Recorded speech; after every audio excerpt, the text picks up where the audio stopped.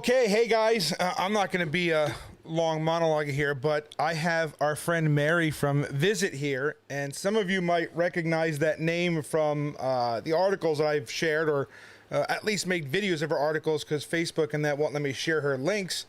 And speaking of that, what a job was getting her on, because the link to come live, we tried from 2 cell phones, 2 email addresses, and none of them would go through. So this was not easy to get her on. But with that said, I'm going to turn it over to Mary and let her tell you everything she wants to tell you. So Mary, here is our audience. Wow. Thank you. I appreciate the invite and the chance to come talk to you. Like Rich was saying, I write a publication called The Visit Vantage that's on Substack. And I think I'll just start with give you a little bit about how that came about. In 2022, I started the publication. We're here in Oklahoma. And like every place else, truth is a rare commodity. Our mainstream media is not great about telling the truth or just avoiding stories that really need to be told. We had a really big election coming up, and it was time to tell some things about what's happening in politics. So I started with a series that was called How to Steal a State, leading up to the 2022 election. And God sort of took this and ran with it. And it's gone in so many directions that I could have never anticipated. Rich knows that well because I actually met Rich by seeking him out and interviewing him related to a story. It was my sort of first introduction as to how important street preachers are to some of the things that are going on with our First Amendment rights. Rich had, and several other street preachers, I interviewed Jim Gillis and David, and for a story that happened in Bartlesville, Oklahoma, where there was a pride show, a pride festival that had some pretty lewd drag performances, and they had invited in the street preachers. And I picked up that story. The town was not happy about what was happening. And it rolled from there. There was a petition from citizens that looked very simple, like they were going to get to stop these drag shows in their town square in front of children. And I thought it would be a one and done article and that the city council would respond, particularly after the street preachers showed up and they preached at that event and they sort of raised some community awareness about it. But it did not turn out that way at all. It turned out into a case that we can't talk too much about, but because the street preachers were so vocal there and fighting to protect children, that a protective order was issued. And we can't talk too much about it. We don't want to get anybody in trouble because that case is sitting before the state Supreme Court, but that's what drew my attention to the entire mission of the street preachers and what they do for us. In that particular case and some others that I've noticed since then, they are pushing the boundaries of free speech in trying to protect children and spreading God's word. And as I said in my article, whether you agree with what they're saying, whether you're a person of faith or not, they are doing such a service in testing those boundaries, because over the past 10 years, when we haven't tested those boundaries about what we're able to say and believe in public, they have retracted those boundaries and taken our rights as a nation in a way that cannot be tolerated. So, yeah, Rich, do you want to add anything else about that situation in Bartlesville? Well, I mean, most of these guys pretty much know what happened in Bartlesville at this point. What they don't know is if every detail. You got to save something for when it's over, and I can talk about it. But Right. I will say this though, Mary, because you're very, you kind of dug into that. And again, I want to make sure you guys understand. I had no idea who she was until then, and she actually sent me a message through our website, the live chat. And of course, me being who I am, I wasn't exactly sure who she was. So what she had done was she sent me a few of her articles so I can vet her, if you will, to make sure that she wasn't like CNN or something like that. And when she talked to me, I didn't mention any names, of course, because I'm not allowed to, and I didn't know her before that. But and she, correct me if I'm wrong, but you didn't really know any street preachers either before us, right?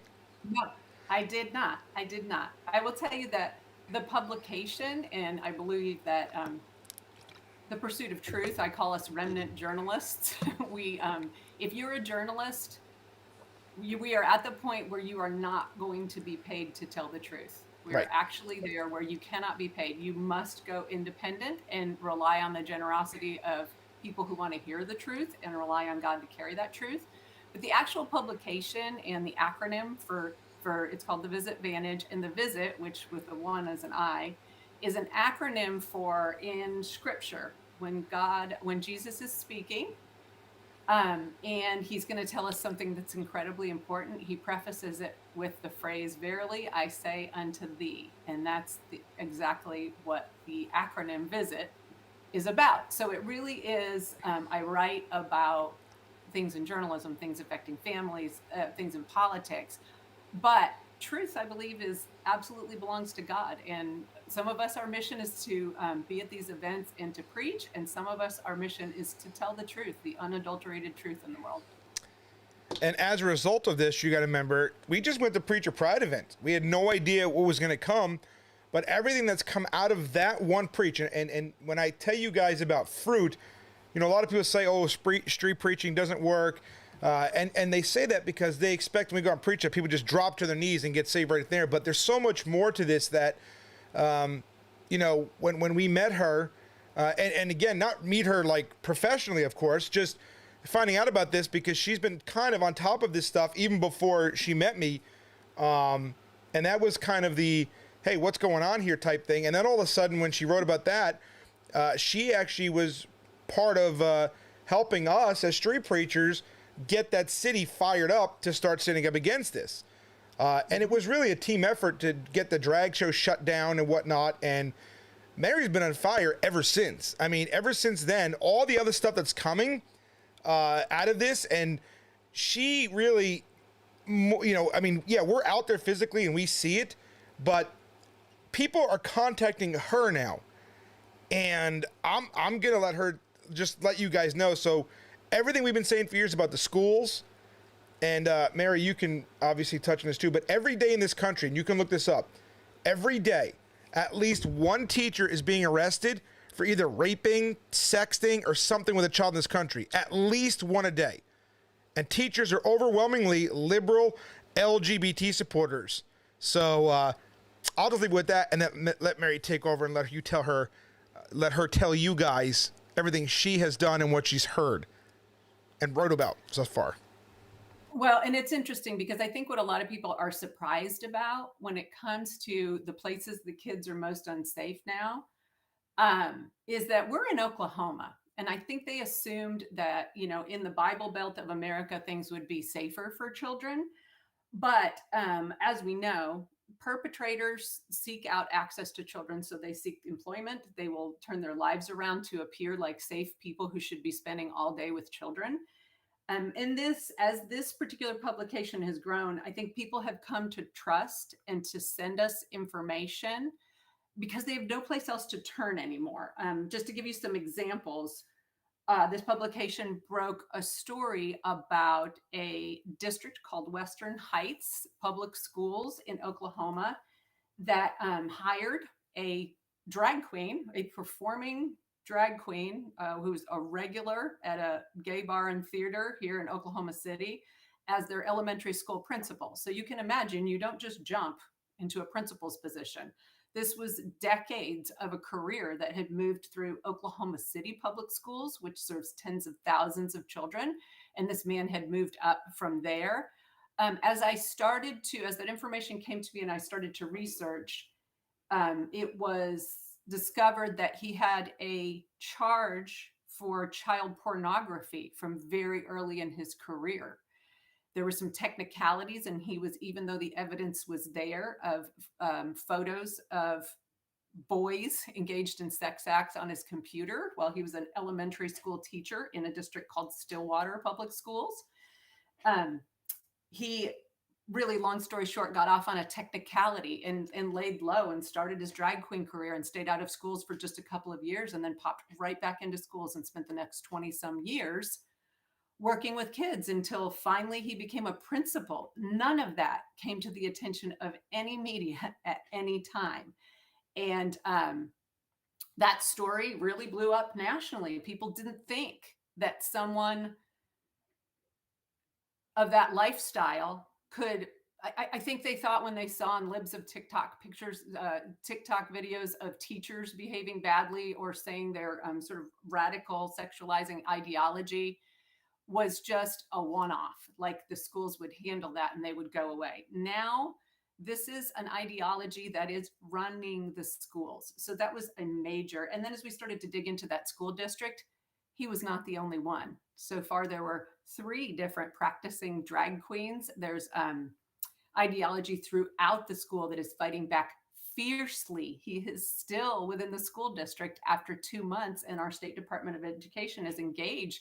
And we're having this conversation about what does it take to get fired in the education profession. So that was a really big story that was eye-opening to say, there are people in charge that you might never want to leave your child with in education. And another story that we're working on right now, that, God will lay things across your path if you're willing to tell the truth. Another one we're working on right now is a serial pedophile that's been within a small school district for decades. There are potentially dozens of victims to this. A very, very brave whistleblower, a man who had repressed his own traumatic experience being molested by this then soccer coach, teacher, trusted educator, suppressed that like many young men do for many years. And when that finally he couldn't hold down the trauma of that any longer, he was in his 40s. And when this came to the forefront, he just became a warrior to protect other boys. Could not get his word out, put it out on Facebook, kept posting videos so people would know, and no media would touch it. So we put out 2 different stories on this, and now the FBI, the Oklahoma State Bureau of Investigation, local law enforcement, they can no longer hide it. This man's wife is the superintendent of Wetumpka Public Schools. She's been his boss and enabler for decades, and many, many boys have had their lives ruined. So now we have multiple people who've gone to law enforcement. God is working in amazing ways through this man who is brave enough to stand up, and just having someone to tell their story is all that they need to make a huge difference in this world. And he'll be on here shortly. I keep forgetting to call him. I asked Mary here to give him my number, and he's going to come on and tell a story too. But I wanted to ask you this. So this is a man who's married to a woman, superintendent, a woman. So the LGBT group say, well, he's not gay. He's married, so he must be a heterosexual, right? And one of the things I say is, if a man is, I always find it fascinating that if a man harms a little girl, he's heterosexual. But if a man harms a boy, he's not gay. But you know more about, I'll let you tell it with this guy. Is he gay or is he straight?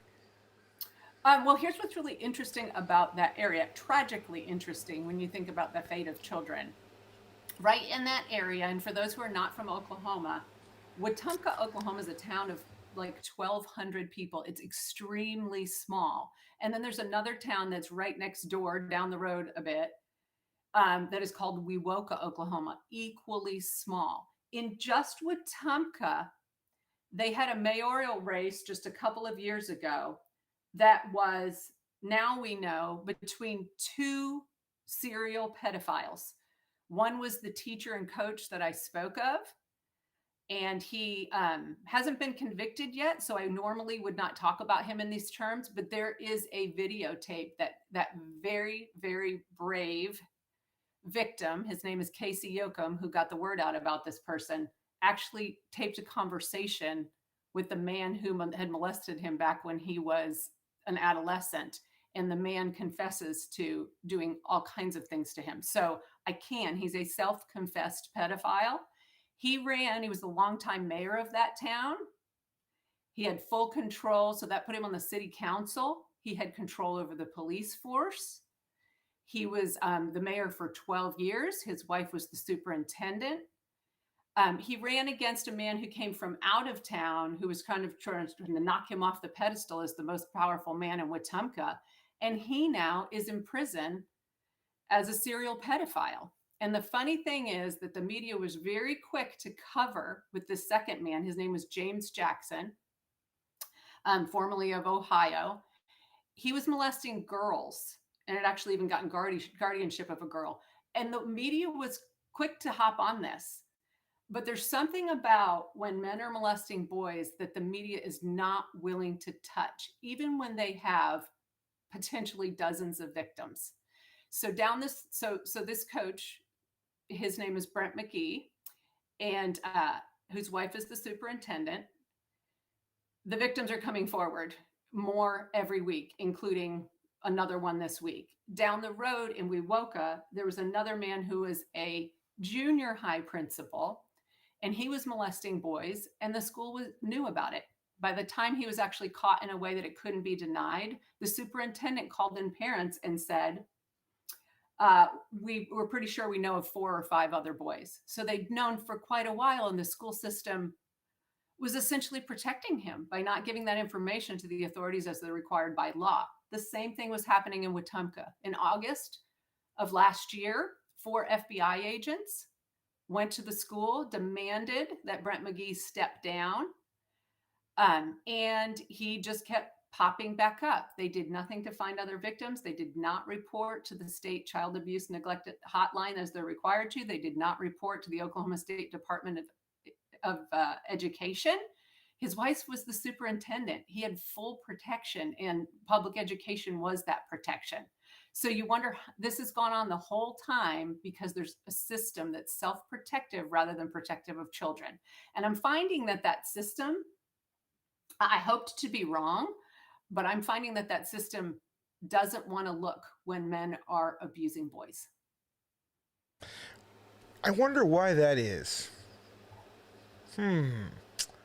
What do you think is the reason why? I think that it runs afoul of a narrative that blindly supports anyone that is non-heterosexual. And that's because the LGBT, you can pretty much do and say whatever and get away with murder so long as it's under the guise of LGBT. And if you dare say anything, well, you're just a homophobic, racist bigot. Well, and it appears that those most susceptible to this standard where we only report heterosexual child pedophiles are the media. The mainstream media won't touch it with a 10-foot pole. And I think about how many boys' lives have been ruined because these serial offenders who have crafted their entire life so that they have access to these boys and they cannot be stopped. It's just tragic. And I'm looking at your website now. So make sure you guys watching this, you actually go and don't just go visit her site, subscribe to it, because she's got a lot of stuff coming that, you guys don't know about. And I don't talk about it, when I know and stuff like that until she puts it out there so you read it. So make sure when you go onto her site, it's v1sut.substack.com. Put your email address in and subscribe to her site, because the stuff that everything that's going on here in Oklahoma, again, most conservative state in the country, you would think, but there is so much child abuse going on in our schools here. And I told her about what happened in Noel's school here. The teacher that, hey, she had to make sure all the first graders knew she was a lesbian. They got hammered pretty hard. Ryan Walters referenced what was going on here with that. And yet, after that, the principal gave the teacher Educator of the Year. Yes. There's a bit of a dance. What I'm finding out, and I think that the Western Heights public schools is probably the most infiltrated with this ideology from the top down, from the district level down. And what happens is as soon as someone who is really set at pushing this ideology on children, and let me just say, we live in America. People can live the life that they want to live. Yep. But once you cross that line to other people's children, that's where I think the buck should stop for everybody. And they most definitely cross that line. Once someone is hired into a position of authority, the hiring in the building becomes purely those of that ideology. I don't believe at that point that someone could walk in with perhaps a different religious ideology, with a more conservative ideology, and be hired there. What I see in Western Heights is they are, so the gentleman, his name's Shane Mernon, who is still the principal of John Glenn Elementary School. Give a little bit of I've told him what happened before, but if you want to just kind of give a refresher on who he is and whatnot, just so they know. Yep, Shane Vernon goes by the drag queen name Chantel Mandalay, and has for many decades.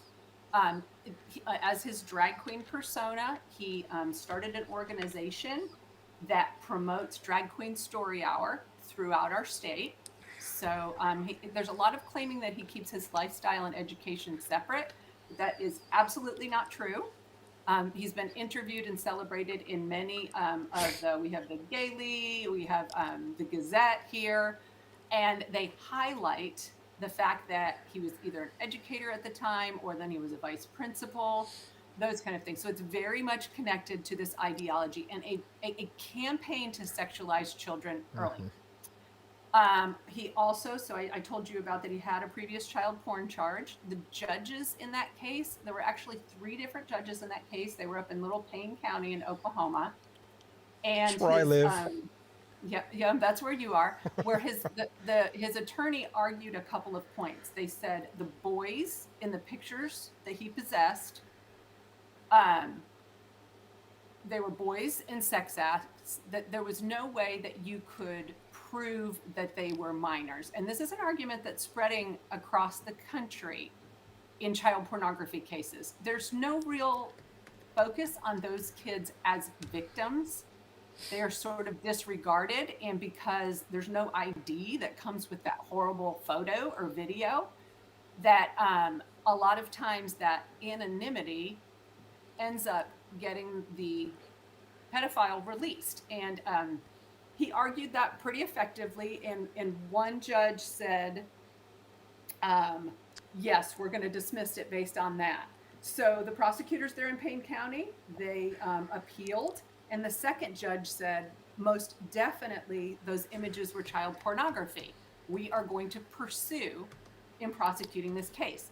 The third judge, I don't know why he didn't say the same thing as the second judge, but I think he felt pressured to let that case be dismissed on that technicality. But his quote as he dismissed the charges was that he advised that Shane Vernon never have access to young children again. That is in the court record. So that's how bad these photos were. There was no denying these photos were there. There were no denying that they were on his computer. He had tried to delete them, and the OSBI had recovered them. So it was a classic case of caught in the act, yet no one took. He wasn't convicted of a felony. He ended up being convicted on possessing a small amount of marijuana, which is a misdemeanor at that time in our state. And no one took his teaching certificates away. So he just laid low, and he popped up in a little district called Little Axe and worked his way up from there. He also, more recently, this speaks to the protection for those who identify as LGBT in public education.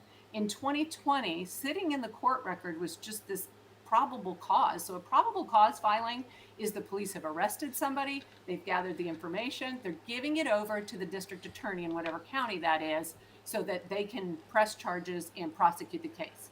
Well, it was sitting there in his record, in this person's record, with no detail, no anything. Was able to get a hold of some records on that, and he had an aggravated DUI in as early as 2020, driving home from the gay bar that night where he was performing, and he was, we have a DUI as a 0.8 here, and an aggravated DUI is a blood alcohol level of a 1.5 or a 0.08 and a 0.15. He was like 2 times an aggravated DUI. This man could have easily killed somebody, and it just went away. If I hadn't asked for that record, no one prosecuted it. The Oklahoma County District Attorney at the time let it go, and he was able to keep his teaching certificate because an aggravated DUI is a felony. So the disposition is just nothing. Like they didn't. So the arrest, it's pending still after all this time. It's still sitting there pending something. Yes, for 3 years, nothing happened with it. And here's the thing. If it had been expunged, our law here in Oklahoma on an aggravated DUI makes that, it's an automatic. If you blow enough to get a DUI here, you're getting a DUI. And on an aggravated DUI, you have at least, even if they suspend your sentence, you are not eligible to have that expunged for 5 years. Right. His was expunged immediately. And there are no answers as to why he was so protected. He did identify himself as the vice principal of an Oklahoma City public school at the time called Prairie Queen. During the arrest, he was unstable going back to the car. It was an incredible drunk driving arrest. They had everything they needed.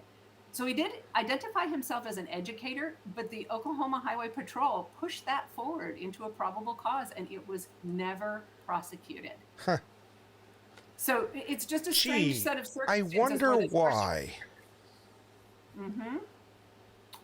There's a lot of protection going on that we don't know about behind the scenes. And a lot of powerful people agree with this ideology and are not going to stand up against it. And that's kind of what we're trying to, because I talk to her often, like the stuff I say to you guys, lamenting over how Christians don't want to do it. And she'll tell you, I tell her all the time, because she, hey, when we first came out in Bartlesville and we preached against that, and, she wrote an article about, them and trying to infringe on my rights or whatnot, people were mad. But then they kind of shifted. And she'll tell you, I was like, what happened? And you're the one, and remember you guys, I tell you all the time, it's like that Paul moment where, Paul said to the Jews, I'm done with you, and now I'm going to the Gentiles. It was Mary here that told me, Rich, maybe you should just kind of let go of those church things, that the patriot groups are more where you're at.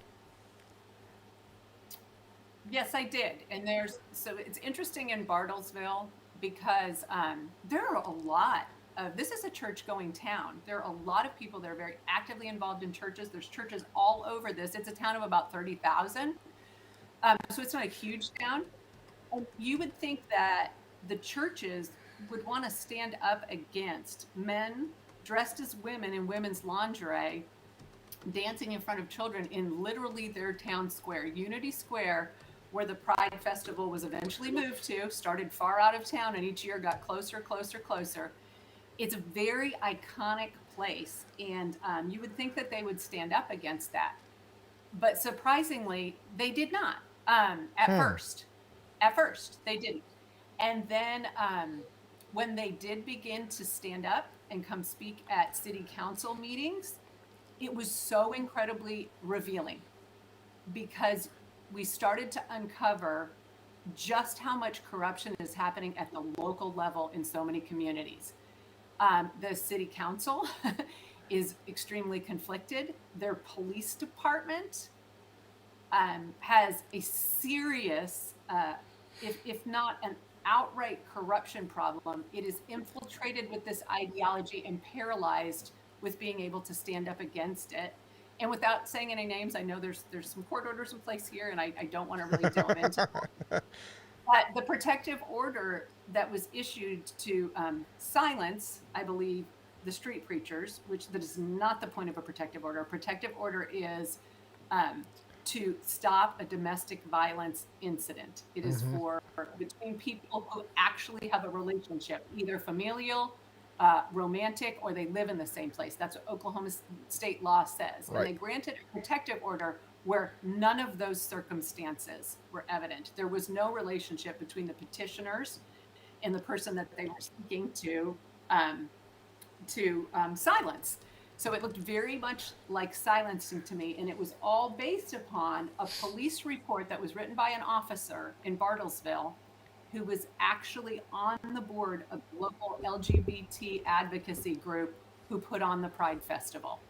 So the police were actively working to silence the citizens, really, if you think about who the street preachers were representing. They would have never known about what was going on in Bartlesville unless they hadn't been called by locals and churches to come and help. And yet, remember, they tried saying there was nothing inappropriate happening with these kids. We didn't do anything wrong. There was no sexualizing. There was no whatever. And then, we released those videos, which you saw, to literally show how they were gyrating, grabbing their crotches in children's faces, up on the stage with their legs spread eagle, with children running up, and dollar bills all around them. And all the while, this video is out there. It's public. These reprobates, they're well aware of it. I mean, libs of TikTok picked up the video and shared it, so it was seen by millions of people. And they knew this, and they still stood there, and they bold-faced lied and said nothing inappropriate happened with all the evidence out there. And the city council saved 2 people, right? I believe it was 2, right? It was, I can't remember, what's her name? Bobby and Trevor, I think, right? Billy, Ron, and Trevor. Billy, sorry, yeah. Okay. They're the only 2 that voted against, the drag queens. Everybody else caved, and I think they knew that because this city was literally working behind the scenes with an LGBT, and there's all kinds of fraud there. But I think Mary, one of the biggest things we can tell these Christians that are listening to us is, how deep is this LGBT stuff? How deep is it just a city council? How deep does this stuff go? So if you think about what's happening at a national level, where we have things are so infiltrated as far as the DOJ, the justice system on a national level, our entire Congress, the current administration that's in the White House. And the vast majority of Americans don't agree with their agenda, but a very few people are controlling everything. What people don't understand is it's actually anything that happens to this country doesn't happen on the national level. Right. It's happening on the local level. It has to happen on the local level in order for it to change the way we speak, believe, worship, educate our children. And I don't think people understand that the exact same elitist structure is happening on the local level. And Bartlesville opened my eyes to this. So we did an article about how they'd infiltrated the schools, starting the after-school club. That's the Gay Straight Alliance. Mm-hmm. And if you don't know anything about the GSA, that is them coming in, and it was this OKEQ, which is Oklahomans for Equality, which is the LGBT activist group that put on the Pride Parade. In 2015, they had come in and started the GSA, and there are GSA after-school clubs. It's supposed to be, Gay Straight Alliance, everyone's welcome and we support everyone. That is not what it is. It is a sexual indoctrination club. That's Very right. quickly, I was able to find in their postings and things from the past where they were moving through teaching it was a lot of 15-year-old kids in there, a lot of freshmen, teaching them about their intersectionality, about gender versus the entire ideology about sexual identity that they're pushing.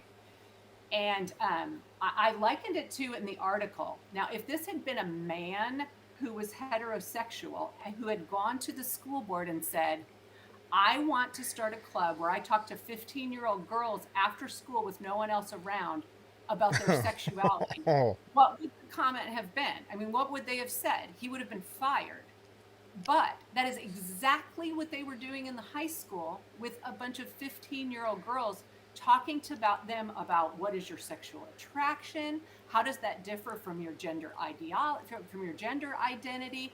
And there are pictures of them holding up these little chalkboards stating all of these new ideas and how they identified themselves based on who they're sexually attracted to. They're talking to 15-year-old girls of other people's children about sex after school, and they have funding from this outside group to do it. This is happening in 4,000 junior highs and high schools across this country, and people don't realize it. So it was in their schools. Yep. It was in their police department. They were bending to this. It's in their city council. And probably most frighteningly, part of this coordination really hinged on their district court. Their local court was participating in this, and just this protective order that was issued to silence any opposition to this and to send the message to this town, who the majority of this town do not want these drag queen shows. Right. They absolutely do not. The message was being sent. 2 different judges, and one who was highly conflicted, issued this protective order outside of law, outside of Oklahoma law. We found out sort of after it was issued that this particular judge, Vaclaw, was had been hooked up with this LGBT advocacy group for quite some time. He was doing anti-bullying talks for them around in different neighboring communities. There's pictures of him at a barbecue restaurant after the talks, and they're all, it's very cozy. He should have never been on that case. That's right. He should have recused himself from the case because the case involves two of the board members who were asking for this protective order from that organization. It wasn't until an article was published by the Visit Vantage that called that out, that he recused himself. Then another judge, the highest ranking judge in the district, took the case and doubled down and extended the protective order. So this infiltrates every institution that really makes big decisions for how the people of Bartlesville live, work, and worship. And it's not just Bartlesville. Right. And that's what we're trying to tell people, that, you know, a lot of people want to go to their federal legislators, and, you know, the thing people don't understand is that your federal legislators, they don't care. Not that they don't care, but they represent you at the federal level. They have absolutely zero control or say over legislation that happens in our states. You need to go to your state legislators, the people that actually make the laws for your state. Now, Mary, I know you and I have talked to lawmakers over the past year, several of them, and I don't know if they told you this, but the one thing they told me, and I want to see if they told you, is they found that the enemies of God, if you will, the people that want to sexualize children, they're the ones who actually show up. They'll go there and they will storm the Capitol buildings. They will sit there and scream all day long. But the Christians, the representative told me, and I don't want to mention his name, Mary, you know who it is, but I don't want him to get attacked by these people that stalk me. Okay. He told me flat out that he hears all the time about Christians, they don't want this, they don't want that, but they never call and they never show up. So given what you do, Mary, all the interviews you've done and all the people you've talked to over the last year or so with all this, and you're on it 24/7, seems like, who do these politicians listen to? Well, the politicians in Oklahoma are listening to the money. And the series that started this publication was called How to Steal a State. And really, the motivation behind that was to go back and to provide a historical record of where Oklahoma, like many other states, started to go wrong and where elected representatives stopped representing the people. And that really, the 30-second version is when the Tea Party, if you think about back in 2010-ish, when the Tea Party came on strong, and Oklahoma is a highly Christian, very conservative state. Oh, when you're talking about the populace of Oklahoma. Right? So it's supposed to be anyway. Yes, the populace of Oklahoma.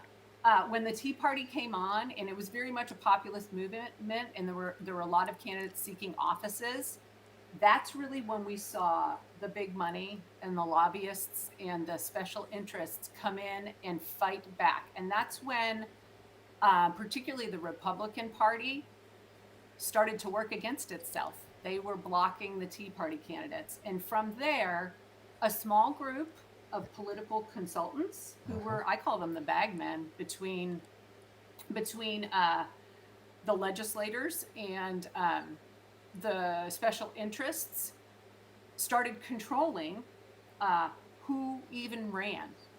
They started controlling. I interviewed an investigator from the Oklahoma County's District Attorney's Office, Right. a really good man who was an investigator on another case. And he was telling me about reading emails that were from legislators, state legislators, including then our Speaker of the House, where he was asking one of these political consultants whether he could vote yes on a piece of legislation or not. Because that was his go-between between the people who had gotten him in office and the money had gotten him in office. So they were no longer answering to the people. And, Right. and that's the problem. It is much like Congress. Our state legislators, there are a small number of them who are swinging for the fences and are for fighting for the things that the people of Oklahoma want. But the majority, even on the Republican and supposedly conservative side, are answering to different powers. And that's what, and that's my big thing there. So we got us as Christians, we're supposed to be Christians standing against evil. And,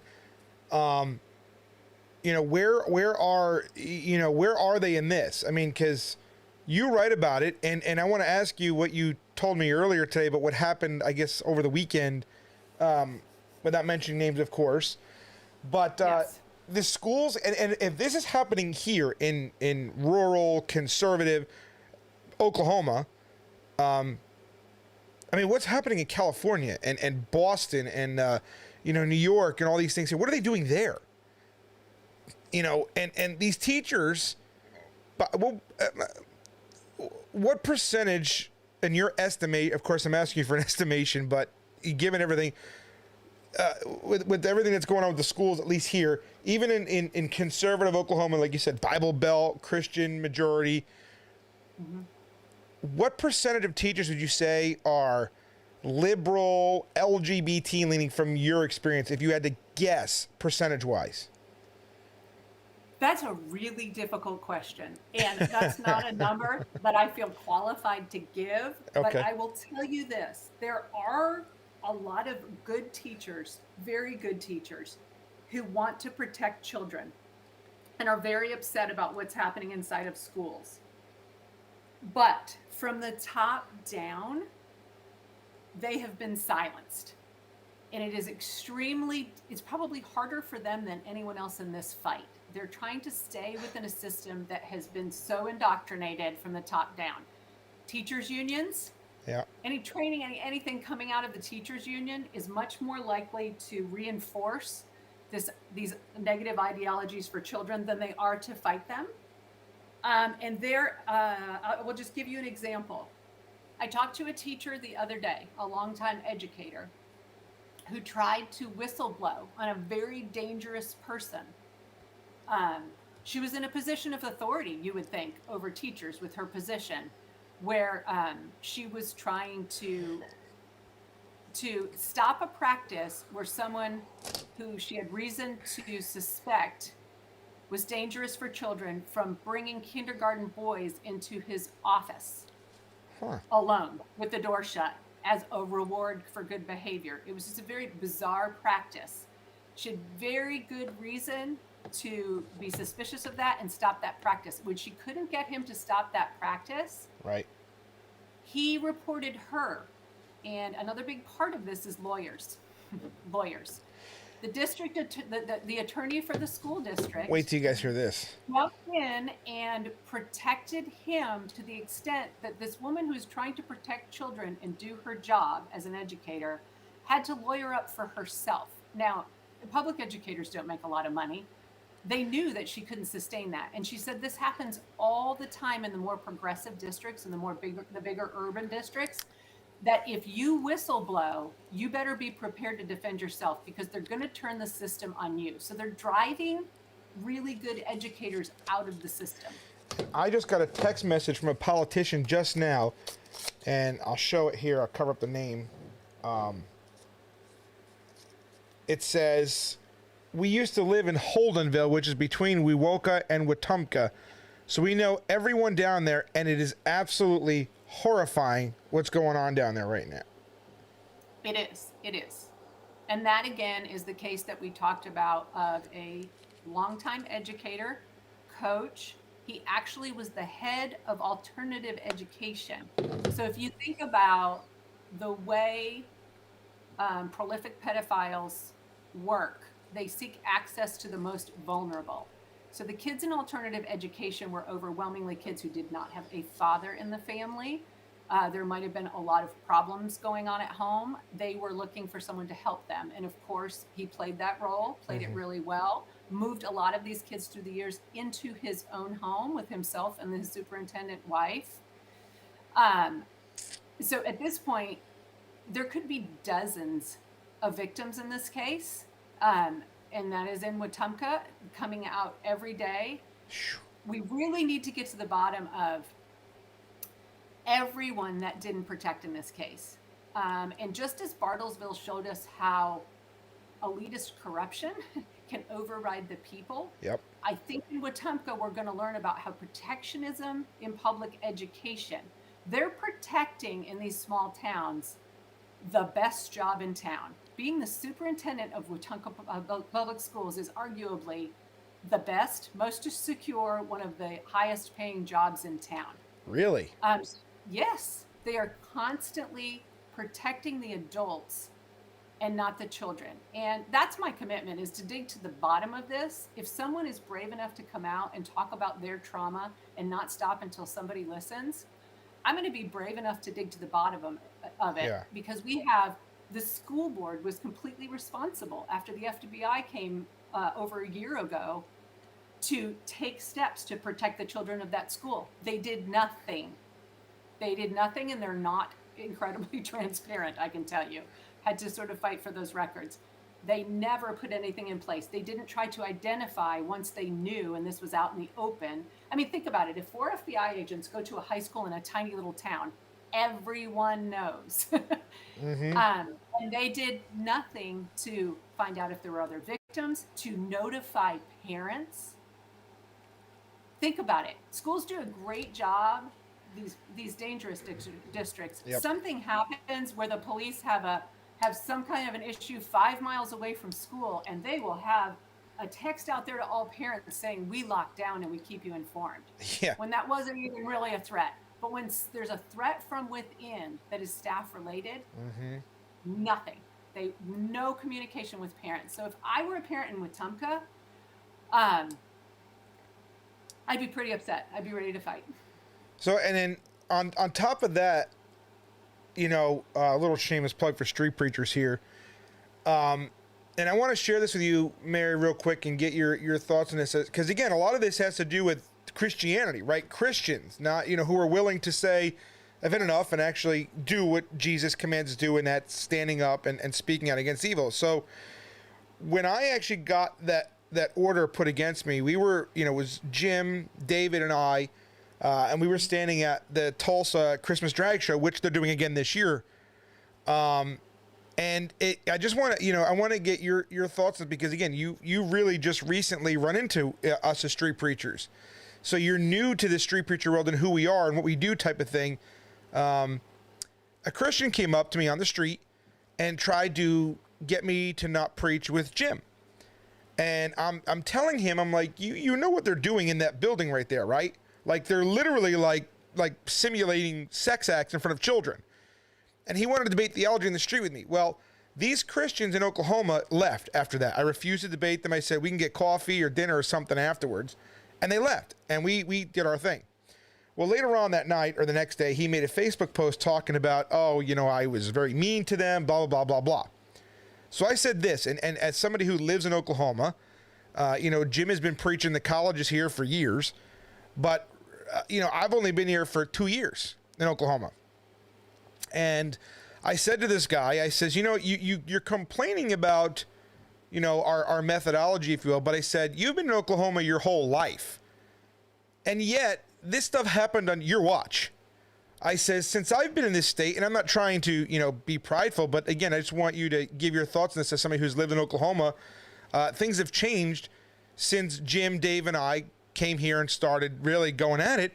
But since I've got here, Oklahoma State University does no more drag shows. Oklahoma Children's Hospital stopped doing their surgeries and puberty blockers on children. Bartlesville stopped their kiddie drag shows.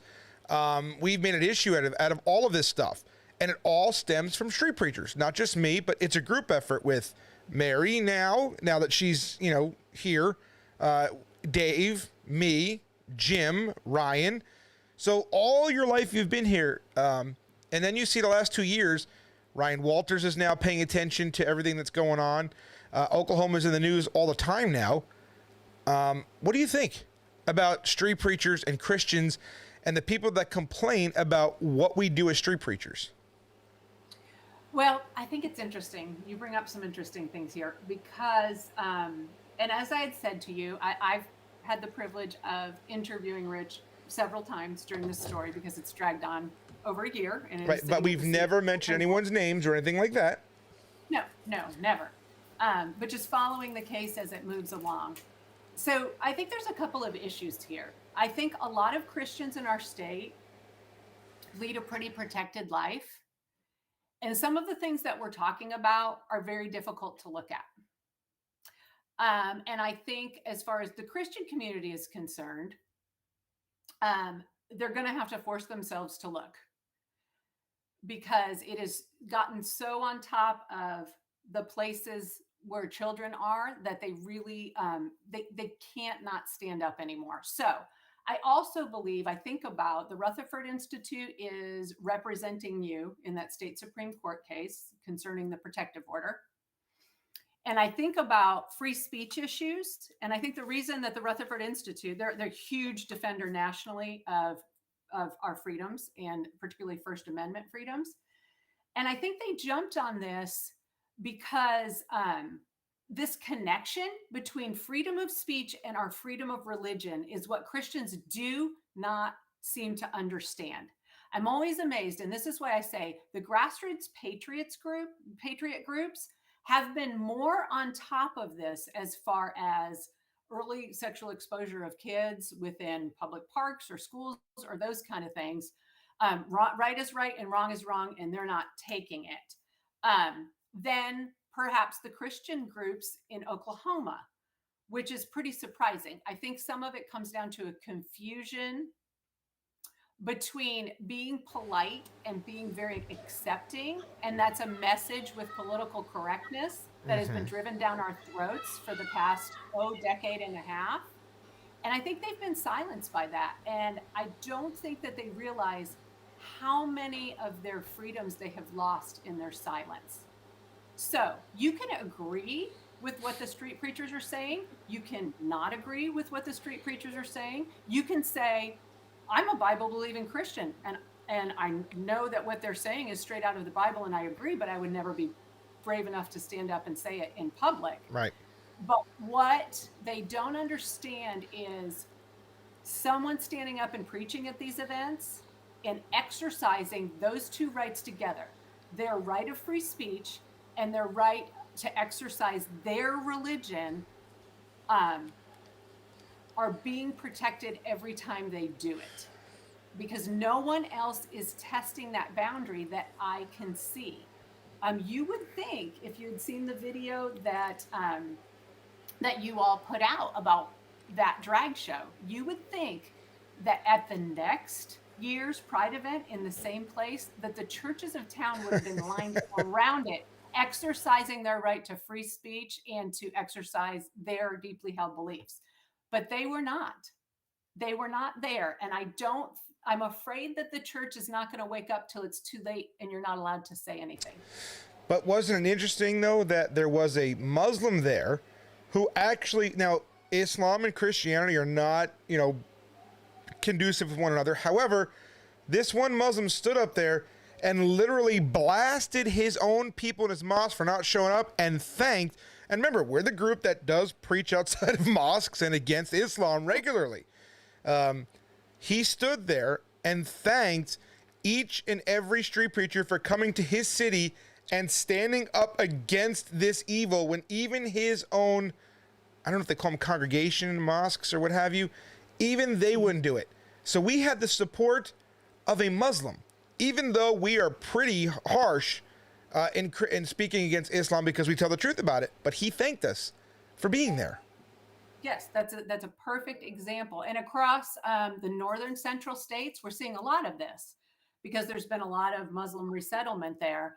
And there were a lot of factions that were excited to have a lot of Muslim resetting there because they thought that they were going to be picking up voters. But what's happening here is, as these things move into our schools and our kids are being read things about maybe you're not a girl and maybe you're not a boy in kindergarten, that their Muslim populations are stepping up and standing side by side with Christian populations and saying, no, this is about the family. This is about healthy child development. I don't know what's happened to our knowledge of healthy child development. Yeah. We're not saying that heterosexuals should talk to kids in school about sex. We're No, not of course saying not. We're saying no one should talk to kids about sex in public schools. So there's no longer a neutral zone. If we don't stand up for this, there's no longer a neutral zone where people, what was so beautiful about America is that you could stand right next to that Muslim and say, no, we're going to protect children. And if we don't if we can't agree in public schools that it's a sexual neutral zone where we don't talk about sexuality with children, it's not safe to send your kids to school anymore. Yeah. So that's really where I think those rights, and it's a beautiful thing in America. You have the right to have whatever that religion is. You have the right to speak your mind, and if we're not going to use those rights to protect our kids, that's the most central thing to our society. We're going to lose those rights. And it's not even going to lose them. LifeSite News told me, America is the beacon for free speech. We're it. And he says the sad part is, this is what the one guy told me. He said, the sad part is that we're not actually losing our rights. We're surrendering them. We're giving them away because we want to stay on Facebook, or we want to put some content on YouTube. So we want to be careful what to say so we don't get banned. And in doing so, what people don't realize is they're actually making it much harder for us, because if everybody that doesn't agree with censorship and all these things here stood up against these social media companies and said no, it didn't bow down to them, they wouldn't do it. Right? I mean, exactly. You remember Facebook at one time wasn't doing the things they're doing now when it comes to censoring and banning people the way that they are. It's very true. And you said, so just to come on this podcast, Rich shared at the beginning, and I've told him through a couple of times when I've interviewed him, that there are major platforms, one little independent Substack out of Little, Oklahoma. And the very first time as a publication we tried to post on Facebook and open to Facebook, they shut us down forever. There are instances where now a link can't go between me and their organization just to get on a podcast. Yep. There are so many things happening in the background that are keeping us from speaking, that people are going to have to get really comfortable with speaking in public at these events, because our other information connections are being siloed. And you have an Android phone. I have an Android phone and an iPhone. And the link to come on it. Now, you guys just saw, I just did a video with Jim, last week. And we sent him a link, and he was on, and everything was great. He got the link, no problem. I sent her the link via email. She never got it. So I said, let me get it from my other email. Sent it to her, never got it. Sent her the link from my phone. Never got it. Sent her the link from this phone. Never got it. I sent the link to Dave. I sent it to my daughter. They both got it, but she did not. Now, what I find interesting is iPhone Android is not encrypted, because, when you do that, and I won't bore you guys with the details, but it's still under SMS. But Android to Android using Google Messages is supposed to be end-to-end encrypted, which means that once the message is sent, nobody in the middle is supposed to be able to see what you're sending. But the fact that I can send her a message of hello, she got that message, but the link never went through. And to me, that's amazing. Emails, 2 email addresses, 2 cell phones, and yet you got the picture, right? I sent you that picture? Yep. So I took a picture of the link, and and she got the picture. But the link to come on here in and of itself never went through, email or phone. And it's supposed to be encrypted. I'm just saying. Yeah, well, that's not our first rodeo in this. If you are willing to boldly tell the truth about anything that's important, you can expect to be censored. Yep. Most definitely. And yet we find that we cater to the censoring, say, oh man, well, I won't be able to reach the loss if I get censored on Facebook, or YouTube, or whatever other platforms we're talking about here. But yet, if you're watering things down, or if you're censoring yourself so you don't get banned, are you really reaching the lost?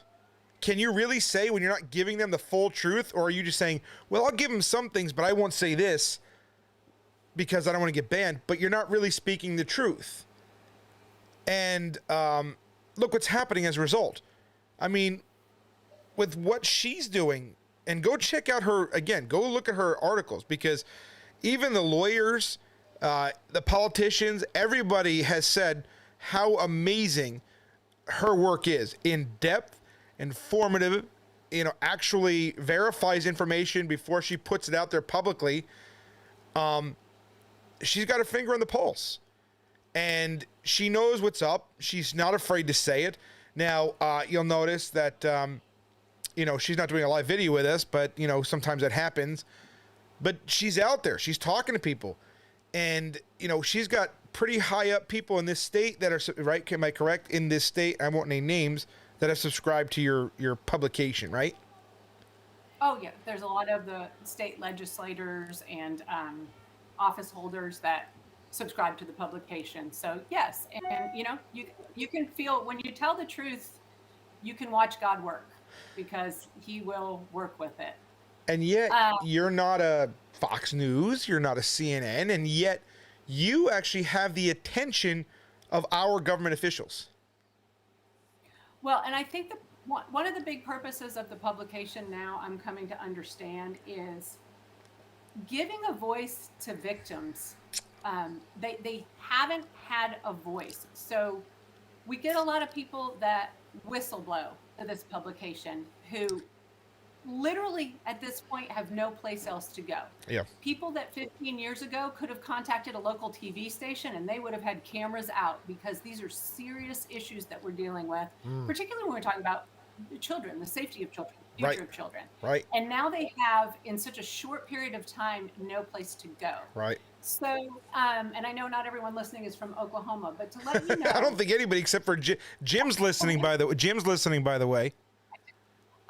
In Oklahoma, 25 years ago, some of the places that we're talking about, like Wetumpka, Oklahoma, would have been considered one of the safest places for a child to grow up in America. It was small town safe. Yeah. And this state's been through a lot.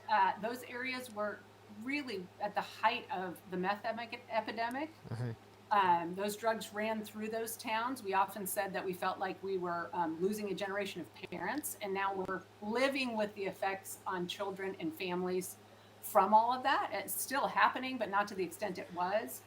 When you talk about sort of the opioid epidemic, Oklahoma also like top 3 in that. And we talk about meth. That's a drug that hypersexualizes people. It's just a very evil drug that takes parents out of the picture. It leaves kids unprotected. And the rates of child sexual abuse go up. And now we're seeing the effects of that. If you look in just this one, I call it right now the Bermuda Triangle of child pedophilia in this sort of 3-town area right there, where we have all these prolific offenders, and some kids who are abused then become the next generation of abusers. Some just hurt and it ruins their lives. It's suspected that a couple of potential victims in this particular story we were talking about are now dead, related to alcohol from drowning their trauma. So this is systemic stuff that the truth needs to be told and justice needs to be served. And not even that, but what about baby Xander? But what about what? I'm sorry. Sorry, I didn't mean to cut you off there, but I there's like a little bit of a delay, so I thought you were done. But I was saying, what about baby Xander? Yes, another system that, and I'm in no way vilifying everyone who works in the child welfare system at all, but there are serious, serious concerns about our Oklahoma Department of Human Services, our child welfare services. During the exploration of Bartlesville and what was going on, we sort of shed light on a child, a baby, his name was Xander, who was placed in the home of 2 married lesbians who had been approved by Oklahoma DHS. And there's a very big push in the area. There's actually a nonprofit that is encouraging and supporting non-heterosexual people to foster state custody children. Yep. He was placed in this home even though there was a history of physical abuse of children in the home. There was a case with a child with a broken arm right before this child was placed into the home.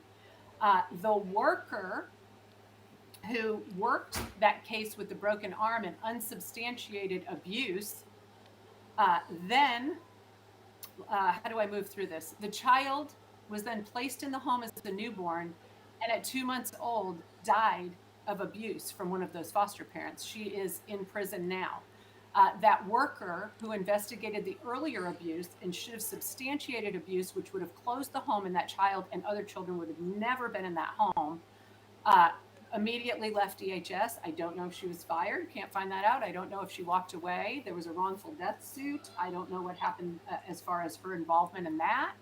But she immediately was hired on by the Bartlesville Police Department. She is the same officer that wrote the absolutely flawed and conflicted police report that supported the protective order that's against you, Rich. Yep. So one person within this ideology who nobody seems to be able to fire, to get out of public service, to keep from working with children, can wreak havoc. Yep. They just keep coming back. Yep.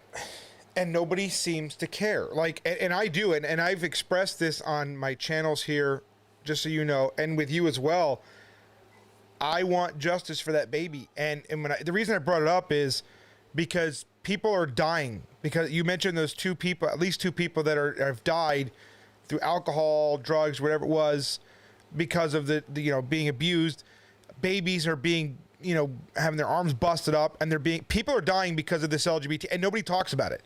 Nobody. And as a result of Mary here talking about it, she has had the very good, fortune to be amongst some of the elites of those of us who have been banned from social media for telling the truth on that. But people are dying. Like, this isn't a joke. This isn't a game. This isn't just for YouTube views. This isn't just for clout or trying to go out there and say, look at me, look at me. People are literally dying because of this LGBT agenda. Babies up to, how old were those other kids? Or I say kids, but how old were those? Alexander was 2 months old when he died of horrific abuse. Right. He was tortured. He was tortured to death. And then that same DHS worker who became the officer in the Bartlesville Police Department was then not long after involved in an officer-involved shooting. Oh, that's right. Yep, you're right. A young man named Thomas Gay. He was with his family, had struggled with some addiction issues and mental health issues. Yep. And the family called for help from the Bartlesville Police Department. And the same officer was the one who pulled the trigger that night, and Thomas Gay was killed. Yep. There was another wrongful death suit there. It is extremely difficult, if not impossible, to sue a public agency, that be the child welfare agencies or law enforcement, and get anywhere. Yep. Neither of those suits involving that baby or Thomas Gay were successful, because you just can't get government when they've gone wrong.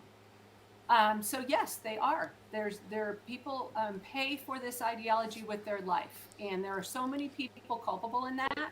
Where are the supervisors? Where are the people that should have taken action? The same officer was then suspended because she provided false testimony against her supervisor. Yep. About supposed sexual abuse and video evidence. He was exonerated of those charges, and she was suspended pending an investigation. Yep. And the police department brought her back. Yep. She is operating, and probably she could be working a shift now as we speak. They are untouchable right now in public institutions. And this is what we are working to undo, is this. They're terrorists, because the only reason they get away with this is because people are afraid of being called. Because look what they do to Mary here. Look what they do to myself and Jim and Dave. Look what they do to anybody who stands against them. They terrorize people, and people are so afraid of being canceled. This particular, and I don't know if she's a lesbian or not. We've never been able to definitively say one way or the other, right? Whether Pitts is a lesbian or not. So Officer Pitts, what I can say is that she served for a time on the board of the Bartlesville chapter of Oklahomans for Equality, which is the LGBT activist group there that hosted the Pride event, that is behind the entire controversy as to whether drag queens should be dancing before children in the park. It's so ridiculous. Right. But we don't know if she, I mean, I believe she is, but there's been nothing to definitively say yes or no, but I'm pretty sure she is. No. But No, what I can say is, as a public servant in now multiple public agencies, there is serious concern about her appropriateness to serve as a Bartlesville police officer or any other police officer. But the fear of having the LGBT mob come down on you has literally crippled, I mean, the police, the city council, the attorneys, the judges, everybody in that city. And it shouldn't, that's the thing. It should not be about her sexuality. It should be about her performance and concern for the community. Exactly. They make it about her sexuality because that's become their protection. Correct. Yep. And we're the only ones, Christians, not me or whatever, but Christians are the only ones that have the ability to deal with this. And by and large, and I'm not saying anything I haven't told Mary already, Christians aren't doing it because they themselves are afraid of losing their jobs, losing or whatever, because of what these people do. Now, you saw, Mary, what they did when I dared speak against them. They organized, and you saw for yourself. They organized a hunting party. You saw the messages. You saw who these people were. They literally tried to find me to kill me. And then they had the audacity to say that I was the threat. Yes, I actually included that in an article, a post that a gentleman made that he said he was going to come to your house and this would be the end of you. So the threats are not vague. They are not vague. No, they're specific. So it's interesting. I catch a lot of flack for not having the publication in my name or anyone else's name associated with the publication. The backlash is real, but that's really not the reason. Right. We want this publication to be about truth and be a trusted place for people. We constantly have our contact information on everything we put out there. Yep. So that people can go to the publication if they have information, if they have no place to tell their story, if things are out of control in their town, if kids are unsafe. We want to be aligned to that. Now I'm starting to question how much of that is getting to us. We have a lot of it, but after our difficulty connecting with you, I'm starting to wonder if some of that is being buffered. But it also, much of media over the years has become about the newscasters and the reporters, and that's not what this is about. It's not about, that. It's about the truth, and frankly, it helps me to be able to go personally to a lot of these public events. That it's not about what my face is or who I am. It helps me to go to those events. You mean like when we showed up at that school board meeting and I literally got kicked out and threatened with trespass if I walked back in because they didn't like my T-shirt? Yes. Yep. He's talking about at Western Heights when the community showed up to say, we don't believe it's appropriate that there's a drag queen running our elementary school. And they flooded the school board meeting with, mostly, you should know, educators supporting him despite a child porn charge, despite his lifestyle, despite an aggravated DUI charge that he'd gotten. All that information was out there. Yep. And a huge group of educators were at that Western Heights school board meeting in matching T-shirts protecting him. Perfect example of the broad protectionism and no concern for the safety of children among a certain segment of the educator group. And so, and again, I just want to make it clear, the reason you're not like real big, because you're not trying to be the next Tucker Carlson. You don't want to make this about you. You want to make this about the issues. Truth. It is shining light in dark places is what we're after here, and truth, because I feel that that's what people are missing, and they seem to be appreciative of it, and we appreciate everyone who has subscribed, everyone who's read the material, everyone who's spread the material and spread truth. We appreciate that. And share more, because she's not done. She's not going to be done ever. Nope. And just don't think, by the way, because I have encouraged her to go beyond Oklahoma. So if there's things going on in your cities, your states like this, tell her. I had somebody come to me today or yesterday, was it? And I shared it with you about in Ohio. Yes. And, it was taken care of because the Predator moved to Tennessee, and Tennessee got him quick, this teacher. Yep. So Yep. there was nothing there because it was dealt with. Yes, we encourage people to be in touch and let us know what's going on, and we will do everything that we can. Another encouraging thing, Rich, is that I've really tried to develop some relationships with other independent journalists and outlets in the state. Yeah. Because there's more. It is, if you're telling the truth in our area or nationally, it's like drinking from a fire hose. No one person can do it alone. That's right. And in Oklahoma, people overwhelmingly don't trust the two huge newspapers. They don't trust the local television affiliates. They know that they haven't told the truth for years. Right. So a lot of times we will share information about what's going on and try to get it covered by whoever has time to cover it. So reach out. And her email address is connect at the letter V like Victor, the number 1, S as in Sam, U as umbrella, T as in techno.com. So it's like, verily I say unto thee, but instead of the I, it's the number 1. And that's because it was taken, right? Yes, and Jesus is the one. That's right. So, and just by the way, if you want to just encourage her, believe me, doing what we do, and she's very much included in that, there's a lot more hate that comes in than, hey, brother or sister, keep it up.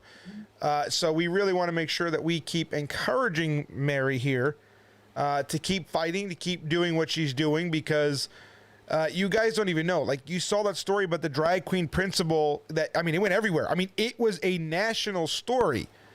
National. Like, everybody and their brother was covering it. And yet you notice that the original source was not mentioned in any of that. And the original source is sitting right here talking to you in this video right now. But her source, her thing was never, ever mentioned anywhere. But she was the one who put that information out there initially, before anybody else. Everything stemmed from her putting that story out there.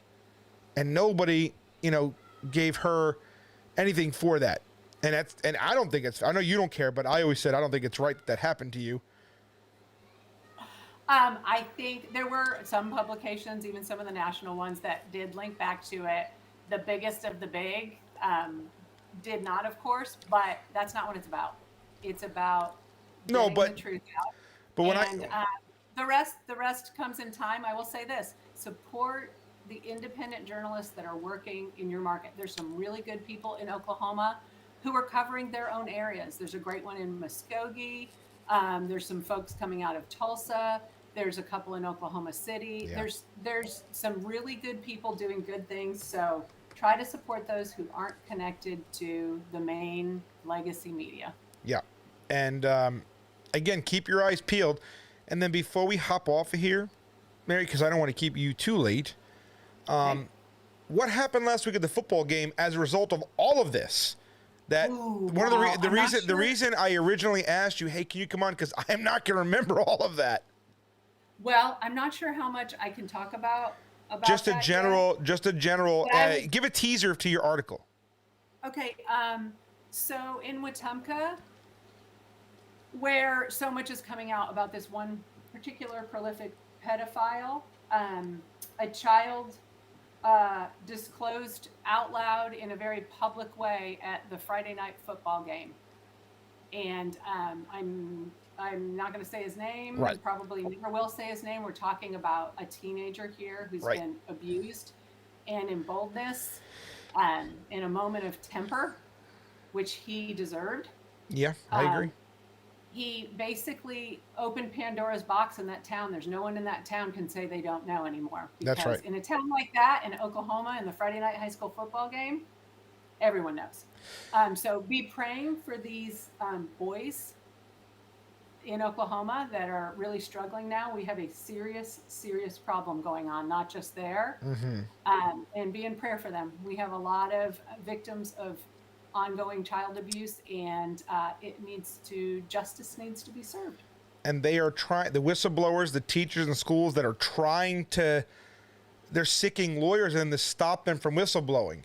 So keep them in prayer. And we do have I believe we have a good way of protecting them. What do you think?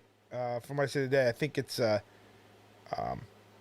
think we have a good way to protect them because we have ways of hey, we don't have to disclose, as Absolutely. a minister. Absolutely. Yep. So Have never ever violated anyone's request for anonymity, and that's the way that it should be, and we'll always protect those sources. Right. So people can come to this publication and they can stand boldly with their name and be interviewed, or we will vehemently protect their anonymity. Right. If that's what they so choose. And if they try to go after whatever, just remember, ministers, anything you tell a minister,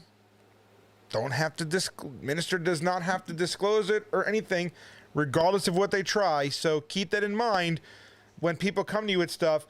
As a minister of the gospel of Jesus Christ, if you're a minister, they can't force you to out people that come to you in confidence and confess. They can't do that. So keep that in mind going forward, everybody. But if you have somebody that comes to you with something like this, and they come to you in confidence, don't go blasting on social media. Say, hey, guess what so-and-so just told me? Be more diplomatic about it. Understand that these people are, like you said, they're dying because of this. Mm-hmm. You can email Mary, connect@v1sut.com, and let her investigate. She'll do it. If there's something there, she'll find out. Right? That's my commitment. Yep. Thank you. I thank you for giving me the platform and come on, and anytime. Appreciate what you street preachers do to help protect freedoms, very important freedoms for all of us. And once your anonymity is blown, maybe we can have you on here live, but we're going to try to protect that as long as we can, because so far it's worked out pretty good. And those local media guys, man, they hate you because they have no idea who you are. That's okay. We'll keep speaking truth. Well, I mean, eventually at some point. I mean, we know it never lasts forever, but it is funny watching them call, who is she? Who is she? I'm like, oh. I don't know. Can you tell me who she is? I'm like, I don't know. I know about as much about her as you do. I'm just saying, you gotta, and remember when Andy Dossett was trying to get me to tell him, oh, did she do this? Who are you talking to up at these guys? So her anonymity is driving them crazy. And it is, for me, kind of fun to watch. That's not the intent. No, I know, but for me, the Bible does say this. That's because they silence people through attacks. So. Yep. And Mary, remember this: they won't have a substantive conversation. You never got a chance to meet Reuben Israel. I know I told you about him, but here's what he said: when you torment somebody's mind with the truth, that's good preaching. Whether you believe it or not, preaching means to make a public proclamation, to herald something. And that's exactly what you do in your publication. You were heralding something, you're making a public proclamation. You're a preacher. Well, one thing I'm that just I saying. Always do, there's a lot of hate email that comes in, very demanding, and I always try to engage that, and I always try to get the other side of the story, whether it's from that LGBT advocacy group, whether it's from a school board that's making some crazy decisions that are making kids unsafe. Yeah. People of this ideology, when you come back and really ask questions and say, okay, you're upset with me, but let me give you an opportunity to tell your side of the story. Tell me why you're making that decision. Tell me why you're advocating for this. They stop communicating. They will not communicate in a rational way and have the conversation. But I welcome it. I try very hard to get the other side of the story, and it's not really possible right now.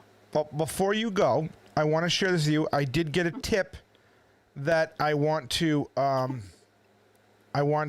share with you and see if there's anything here you might want to dig into. Let me just find it real quick, because I'm banned, so I have like the two profiles. I'm bouncing back and forth on which one I'm allowed to post on and which one I'm not. But somebody sent me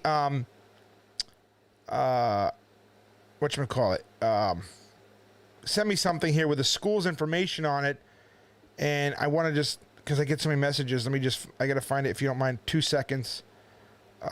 Where is it? Okay. Okay, it is I want to touch base with you about a counselor at a school in Minnesota that is grooming and indoctrinating students. The name of the counselor is Christopher Carey, C-A-R-Y, and he also leads an LGBT club at the school. It is at Osseo, capital O-S-S-E-O Senior High in Osseo, Minnesota. The principal's name is Sarah Vernig, and the phone number is 763-391-8500. And I asked him if there's any public whatever, and obviously this guy he's pretty LGBT whatever. That's who he is there, and apparently he's doing the whole stuff in the schools there. So I did get that tip if you want to follow up on that. Be glad to. And it'll be interesting to see what parents know about that. Do you want me to forward you that information? Sure. Okay. Glad to take a piece. Okay. Well, I want to say thank you, Mary, for coming on my broadcast here, because everybody loves me, as you know, and everybody always welcomes you when you come on here. So thank you. And I know my wife... And my wife was looking forward to hearing you talk about this tonight, too. So she's actually in the living room listening to you. Tell her I said hello. She can hear you. She's just in the living room. But Hello. yeah. So thank you, Mary. And after I am unsilenced, we'll have you back on if that's okay. Great. Much more coming on the publication. Stay in touch. Yes, so make sure you subscribe, and I will talk to you probably tomorrow. Okay. Thank you. Thanks. Bye. Bye. So you see, guys, like I said, this isn't a game for us. This isn't a joke. You heard it from her directly. I mean, people are dying. Babies are dying. Kids are taking their own lives because of the abuse that's happening. It's happening under our noses. It's happening in small cities, public schools. And like I said, this is one of these things where, it's nobody wants to do anything about it. And when you stand against this, remember this too, when you stand against this as a Christian, when you stand against this stuff as a preacher, you all of a sudden seem to be the bad guy. I mean, literally, for going out there and saying that what they're doing is filthy and disgusting, reprobate, they are nasty, things like that. When you say things like that, you're seen as the bad guy, not only by them, but by people that would call you their brother or sister. And, when Mary was on here, and it's something I talked to her a lot about Christians and how they treat preachers and how we go out there and how, we film and we showed, Jim was out there and Dave was out there and all three of us had cameras going. So there's angles everywhere. We had people inside the event. Last year, we had video from inside that Christmas drag show, and we outed what they were doing with the simulating masturbation in front of children, asking children what their favorite sex positions were, if they wanted to prefer black or white, and we still don't seem to have Christians that are willing to step up and stand out. And my guess is it's fear. It's all fear-based, which I don't understand, because the Bible and Jesus literally tells us to stand up against evil. In the Old Testament, he says, who will rise up against the evildoers? Who will stand up against these people? And every Christian says, I'll do it.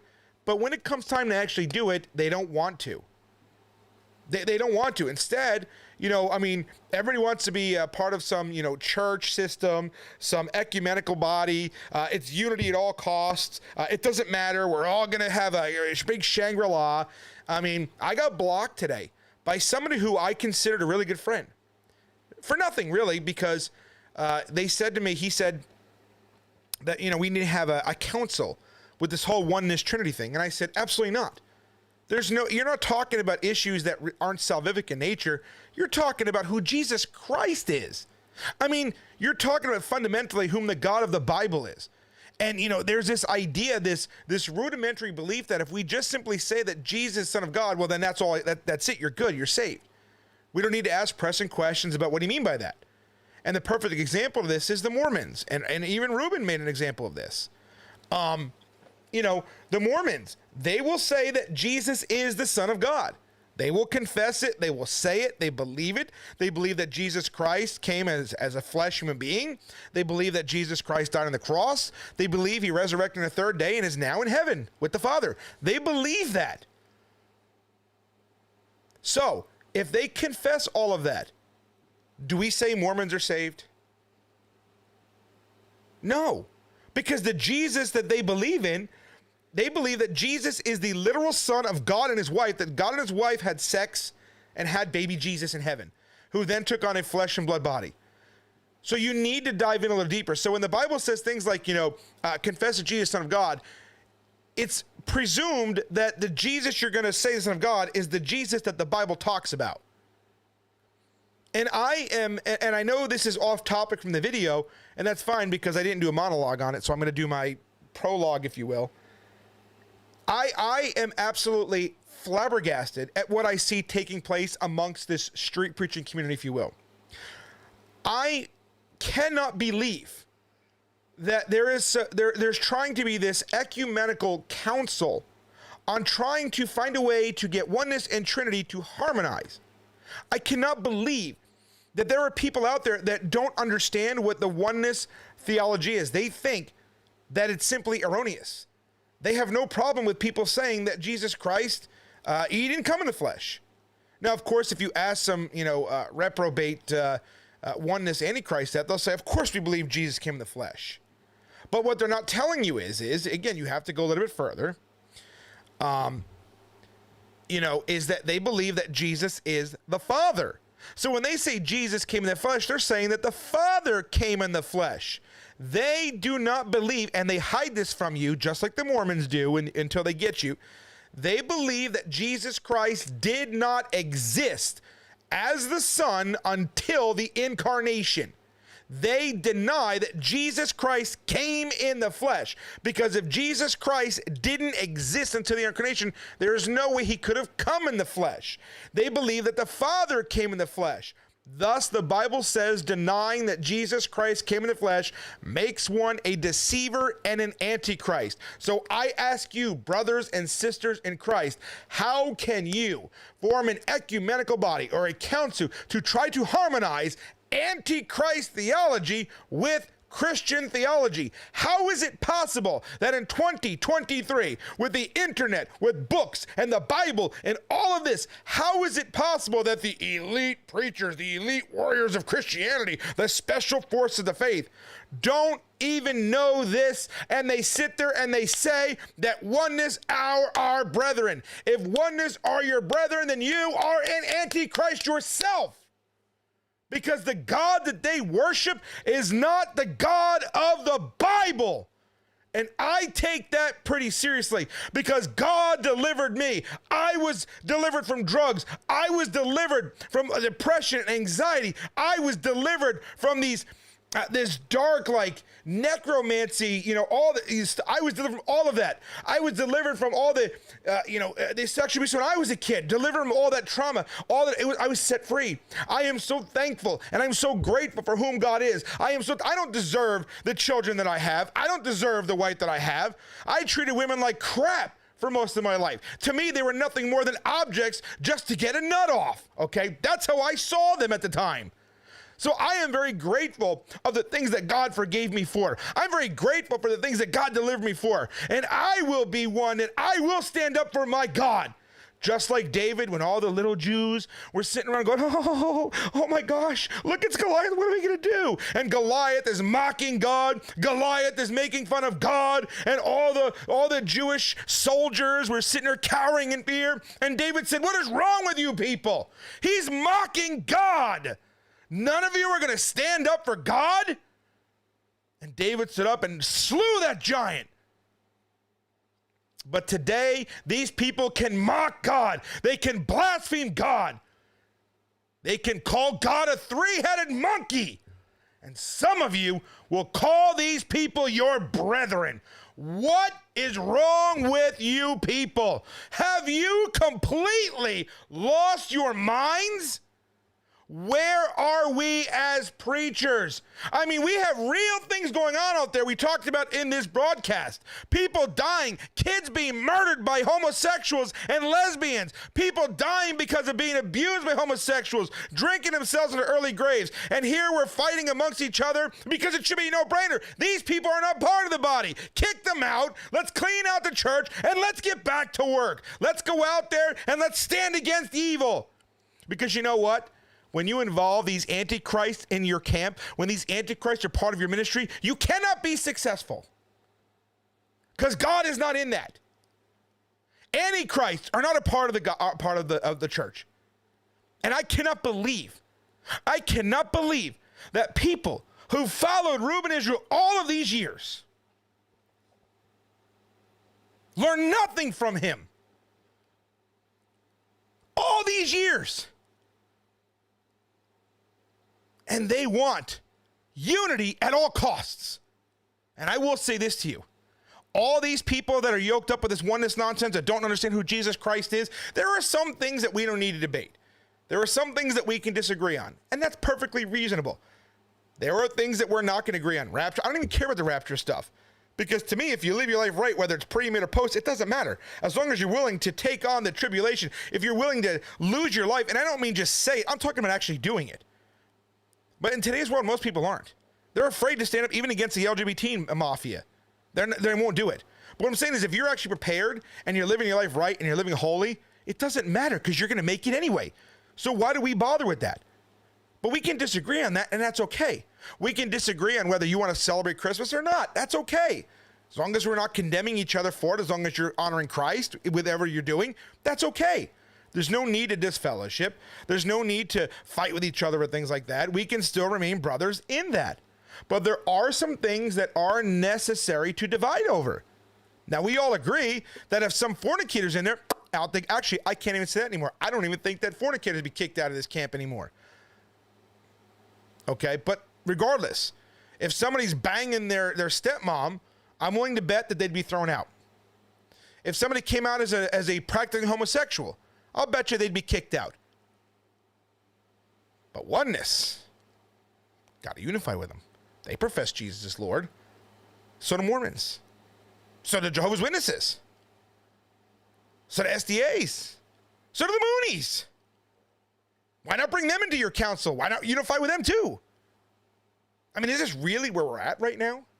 You want to know why things are so ineffective? And believe me, I've been talking to Brother Jim, talking to Dave, several other brothers whom I respect and admire, and I take counsel from. Jim Weber, and everybody is absolutely cannot believe what we see happening before our eyes. That people who go out and stand in front of the Catholic Church and rebuke the Catholic Church, rightly so, by the way, for what they do. People that will go to churches who, they rebuke them for being ecumenicists. They rebuke them for being soft on sin. The same people are being soft on oneness because their feelings trump the truth. Just because you're not supporting homosexuals doesn't make you any better. If your friendships mean more to you than God and truth and righteousness, you are an idolater. Your feelings are being put before the truth of God. And I say I'm shocked, even though I shouldn't be, because this is foretold in the Bible. I believe wholeheartedly that this is a separation of wheats and tares. Because what's coming, folks, my brothers and sisters in Christ, what's coming is bad. I don't know what it is. I'm not saying I had any vision. In my spirit, I know what's coming is bad. I know that the next fight, the fight that we're going to have to deal with is not going to be won by people who are willing to compromise with evil. It's not going to compromise with people who will compromise with the Antichrist. And if you're willing to compromise with the Antichrists now, if you were fooled by them, guess what? You're going to be fooled by the Antichrist that comes as the beast. You will be fooled. Make no mistake about it. Because you are under a deception. You are already denying the truth, and God will turn you over.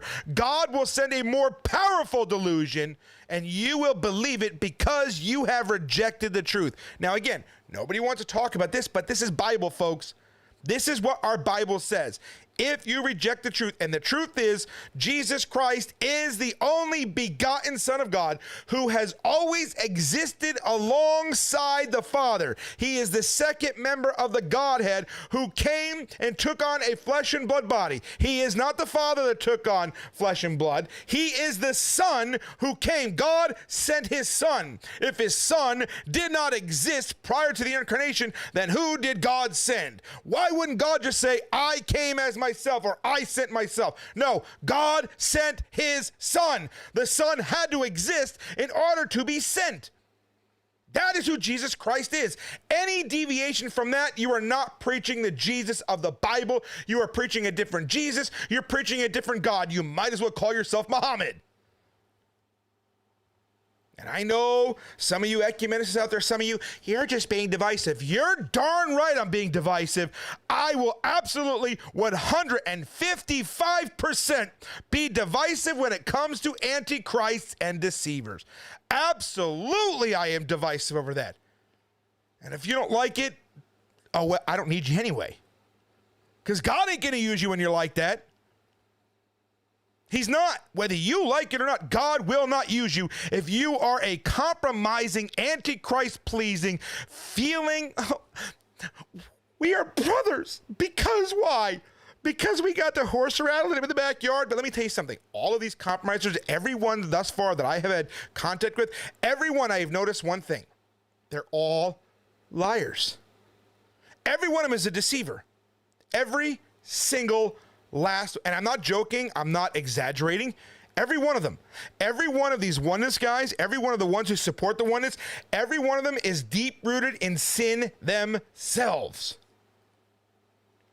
They are liars. They lie to themselves. And I'm not talking about spiritual liars, actually lying and thinking it's okay. And I believe when you have that kind of mindset and you think it's okay to lie and then go on Facebook and start talking about how holy you are. I mean, have you listened to some of these people on Facebook make their videos? They're simpletons. Everything is so emotional and feeling based. Everything they say and they try to teach and wax philosophical, it's all based upon emotion and feelings. They want you to see them as established Bible teachers. In reality, you got some of these guys out there, and I kid you not, that don't even know whether Jesus was a created being or not. And yet I find that veteran street preachers are okay with this. I find veteran street preachers saying that oneness are our brothers. They agree. Veterans. And yet these same veterans are the same guys that say, well, Rich, brother, you've only been open air preaching for 6 years, so you can't really correct us. You're right. Maybe I can't. But the Bible sure can. And yet they don't want to hear it. Some of them are so puffed up with pride because of their years of experience out in the open air, they've neglected to actually study their Bibles. Sure, they've read it, no big deal.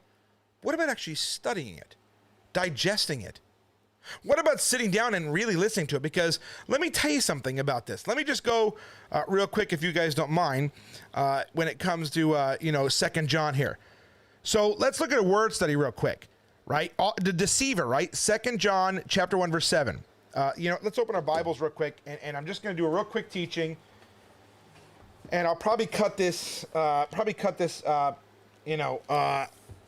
of the video out because it's completely separate from what we're talking about here, and it's completely off subject here, but it's important nonetheless, and I really feel like led to talk about this constantly because it's game time, and then I'll tell you one more story, which I felt is really important in a teaching moment. So, 2 John, very short book, chapter 1, verse 7.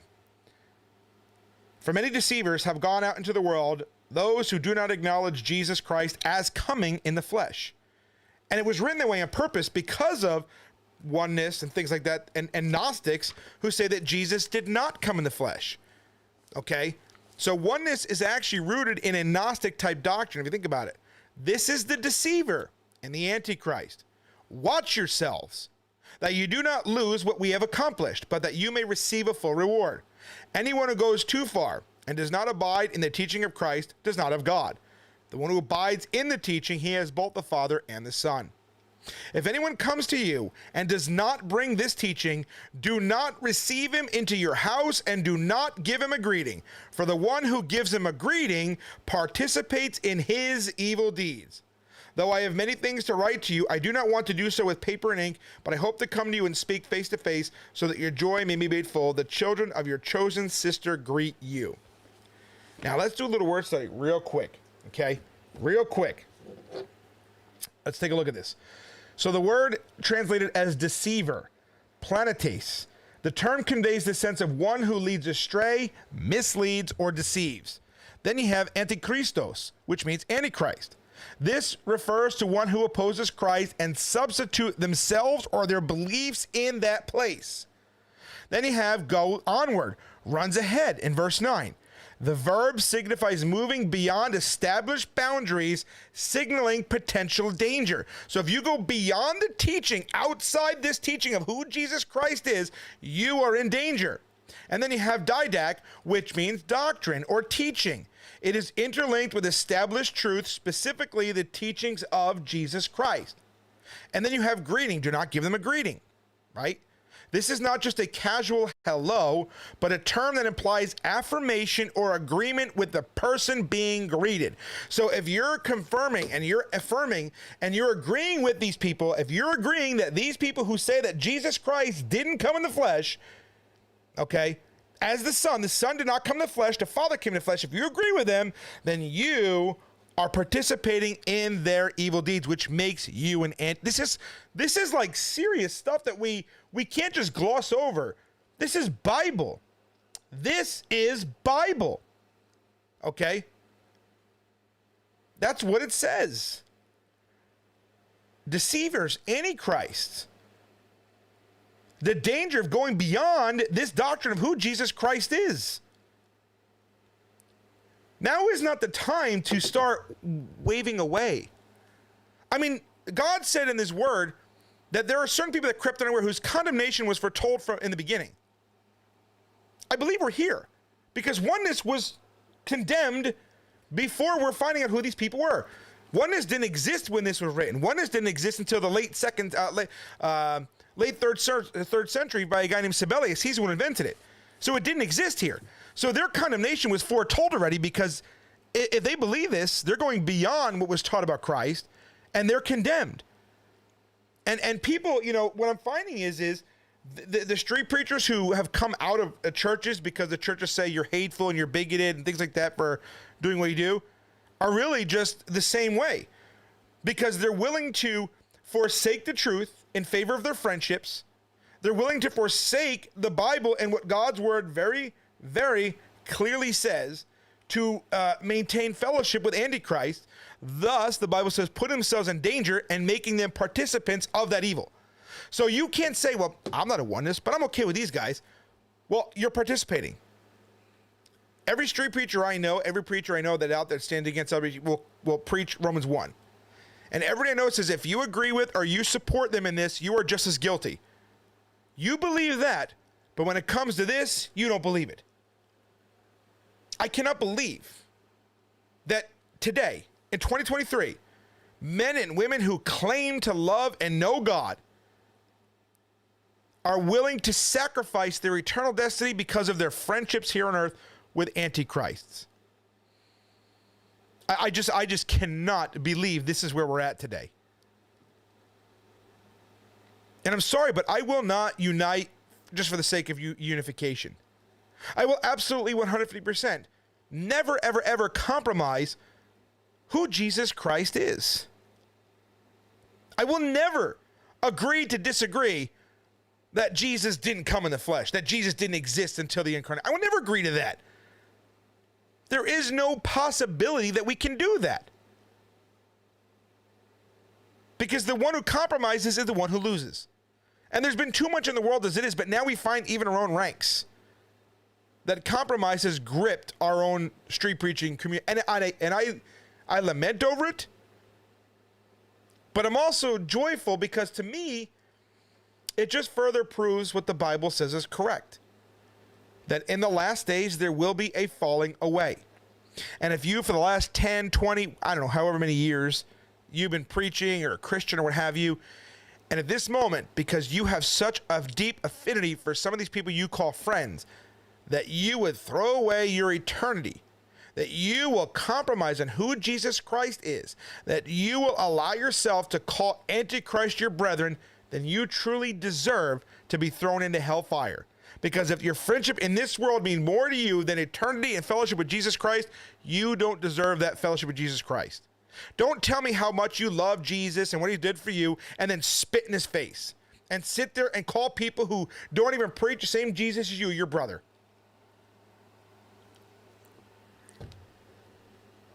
I am absolutely disgusted by what I see in this grouping of ours. I cannot believe it. I truly cannot believe it. And I'm struggling with this. I don't understand how it's happening. I don't understand how people who claim to love God don't see a problem with it. I don't understand this. And I really am having a hard time with this. Because you're out there, you're preaching, you're standing against, the LGBT stuff, you're standing against abortion, you're preaching, but you're doing the same things that they're doing. Think about this. A lot of these parents who are against homosexuality and all this stuff, who stand against child grooming, and they're adamant about it, and they're very vocal, and they're very active, the minute one of their kids comes out as gay or transgender or whatever, what happens? They all of a sudden become a supporter. Why? Because the very idea that their child or a loved one going to hell is just too much from the bear, and all of a sudden they don't want to believe, well, I love them, so God must love them. They have literally put themselves in the place of God, and they're putting God on par with themselves. They're saying, well, there's no way that God doesn't love. I love them, and I know God, so therefore God. They're equating God's love to your love. And that's why I say God doesn't love every human being individually. If you're in sin, he doesn't. He has a collective love for humanity, absolutely 100% in a corporate sense, but not in an individual sense. And this is something I just don't fathom. I don't understand it at all. I know the Bible says it, but I don't understand how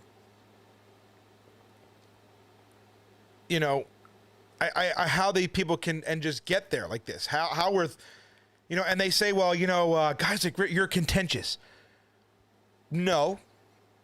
Contention means trying to argue just for the sake of arguing. This is a line in the sand. I mean, if you're willing to say oneness of your brethren and you're willing to go out, you won't be successful. And again, let's take a look at the fruit of these people. None of them have any fruit to speak of. Matter of fact, one of them actually attacked me and my fruit and literally said, we don't need to go around bragging about, and simply saying that we need to give God credit, as if I don't do that. Every video I do where I talk about the things we do with the drag stuff and everything else, how many times do I say all the time? And again, see, that's a railing accusation. That I can't do it without God. God is the one who gets the glory for it. We may get the credit for being obedient, but God gets the glory because we're just obedient and he does it. He works through us. It's his power that enables us to do these things. Me, I'm just a nobody. Without God, I can't do anything. And yet you find that the people with no fruit at all will literally attack you for having fruit. As if somehow attacking your fruit, they need to do that to lift themselves up and say, well, yeah, I don't have any, but he does, but it's not, what, so what? Look at, he's talking, but he shut down drag queen story hours. Pfft.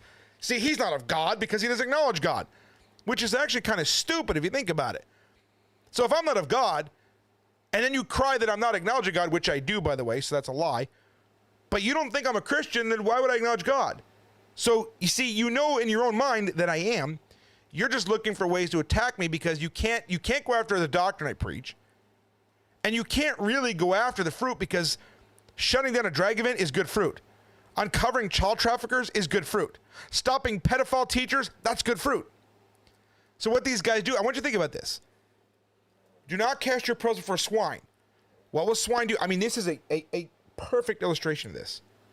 The pearls, the fruit, all of these good things, guys like that take it and they trample it underfoot. They take those things that you have accomplished, those things that you have done in Christ by being obedient to Christ and letting God work through you. And they'll take a thing like shutting down all these drag queen story hours, uncovering this, uncovering that. They'll take that and they will trample it underfoot.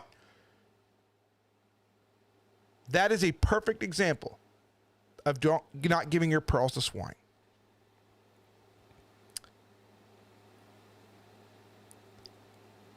So, I mean, we have to be biblically right. And if you don't know who Jesus Christ is definitively, then get off the street. Like, seriously, because you're doing more harm than good. To bring it back full circle, babies are being butchered. Babies are being killed by homosexuals. Tortured and killed. Baby Xander is a perfect example of this. Kids are being trafficked. And it's being done under our noses through the system, but we're too busy playing church to notice it.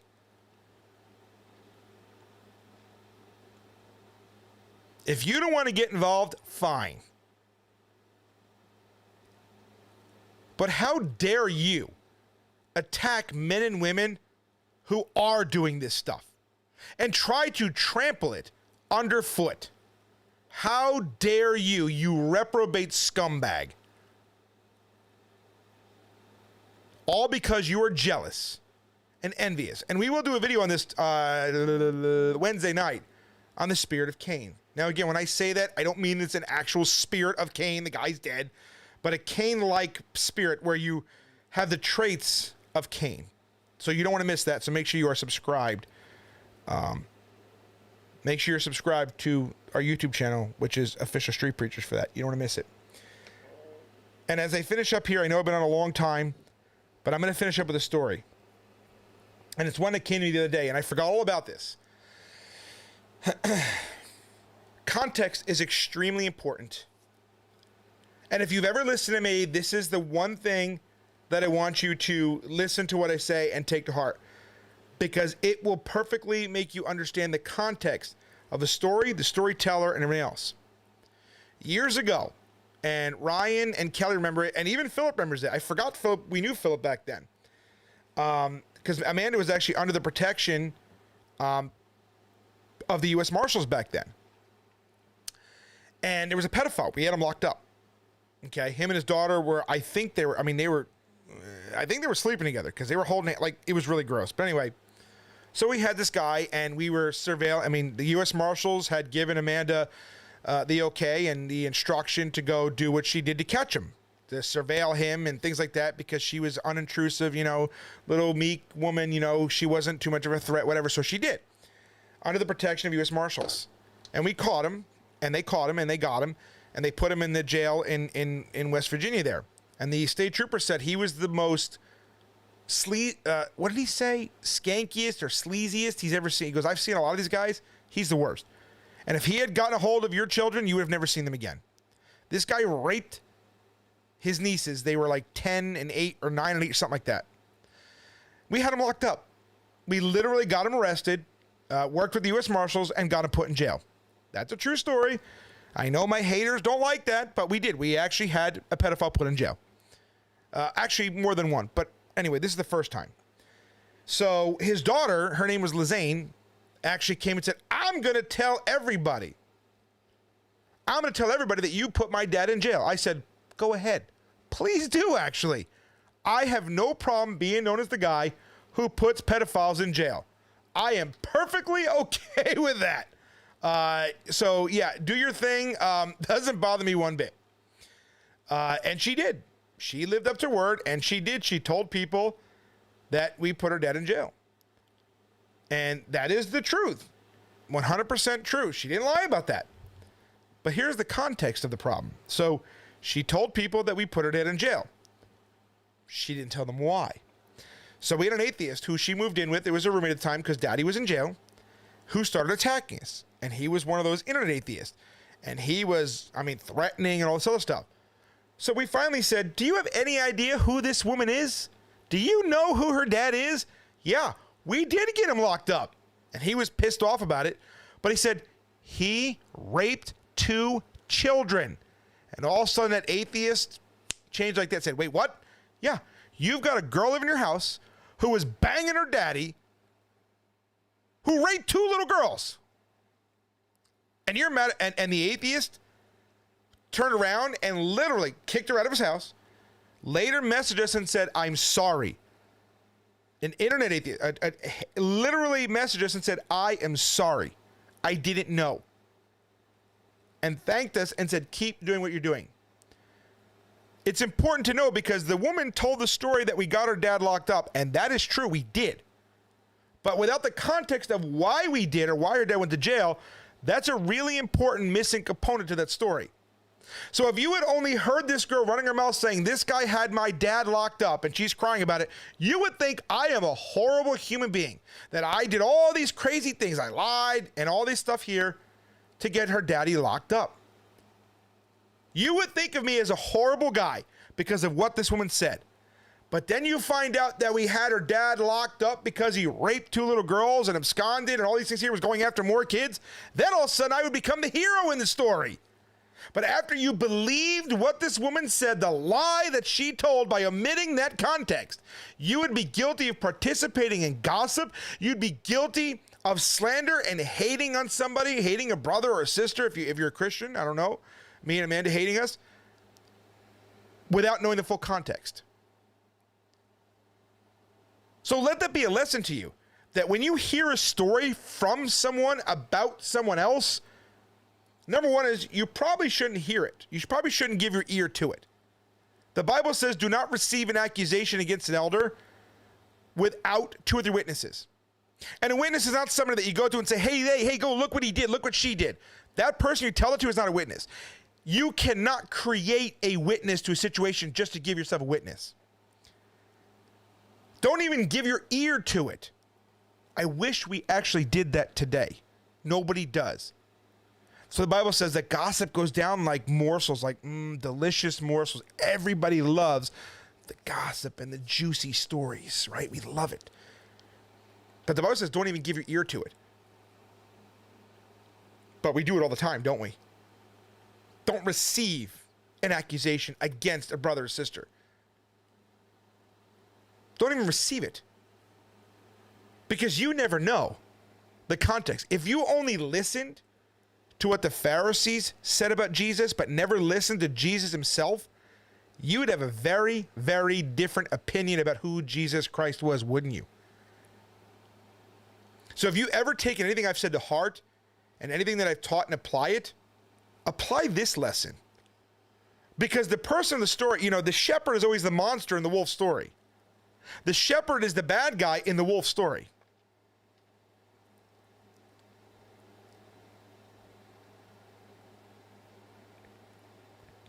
We just had Mary on with us. And Mary is actually very concerned about JT Olson. Very. Because now she doesn't know him personally, only knows that he helped those lesbians get that restraining order, right? Who calls himself a Christian, by the way, and literally projects. And actually, this guy actually says that I reached out to LGBT groups because, I'm chummy with them, to try to get dirt on him. Like, literally a lie. Never happened. I don't reach out to ever. And I will submit my computer and phones, my email, everything. It's just a flat out lie. But yet he can say it, and some people will believe it. Okay? No, I'm not going to take my hat off. All right? You don't tell me what to do. All right? Stop being that way. Secondly, this is a guy who says that he's been persecuted 4 years by Christians. No, this is a guy who literally sits around and makes videos about people slandering them, gets them to a point to defend themselves, and then cries persecution. He's just like the homos. But regardless of any of that, the guy helped the lesbians literally try to say the word of God is hate speech and just pretends like he didn't do that. When this is all over and I'm unsilenced from all of it, it's all coming out. Every bit of it. The 2 of them that worked in conjunction with these lesbians who call themselves Christians, that's what I'm talking about, stuff like that. Then you have Daniel and Mary Rusk, who many of you are friends with, probably. This is a man who says that I called him a pedophile. And I said, oh, really? Talked to her brother last night, and I said, well, that's what he said, huh? I said, ask him to prove it. Prove it. Give me a screenshot. Give me a video. It says I made a video. Prove it. My videos are up there. I never take them down unless they get removed by YouTube or whatever. I don't take him down. Prove it. Where is it? Where's the video? If I ever said that, somebody remember it. Why is it only he remembers me saying that? Because it never happened. Literally never happened. Never happened. It's just a lie. And considering Mary has lied about me several times, got caught and rebuked for it, I think it's pretty sad that Mary is now busybody, all up in everybody's business, with everything else, and anytime my name is even mentioned, or my name is whatever, it's amen, amen. And this woman literally worked with and was all okay with JT and these guys working with the lesbians to get a restrainer against me. Their hatred for me outweighs anything. They don't care that restrainer could have affected you and everybody else in preaching the word of God. They don't care about any of that. They don't care. They would rather sacrifice you because of their hate for me, because I caught them all in lies and they hate it.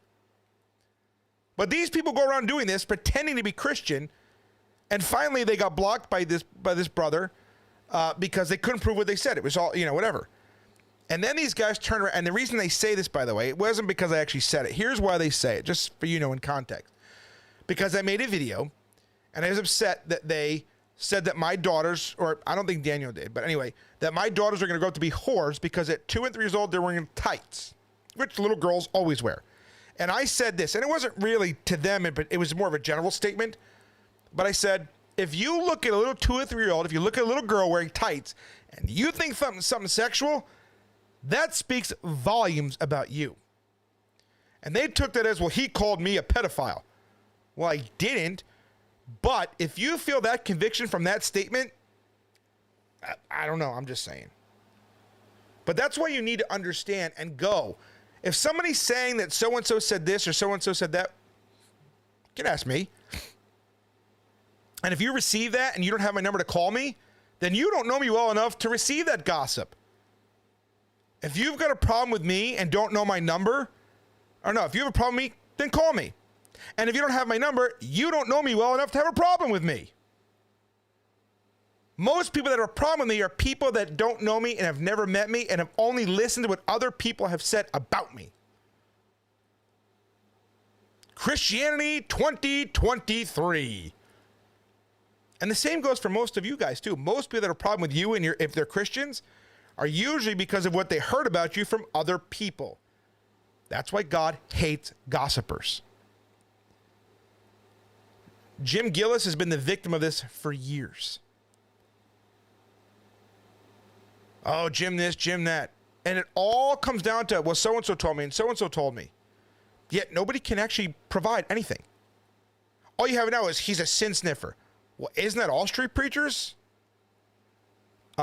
Isn't that what all street preachers do?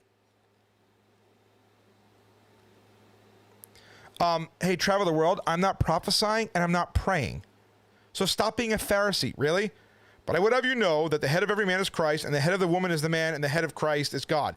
Every man praying or prophesying having his head covered. First of all, you're completely twisting that thing because you're a Pharisee. All right? Preaching, again, it's like those people say don't pray in public when you're preaching.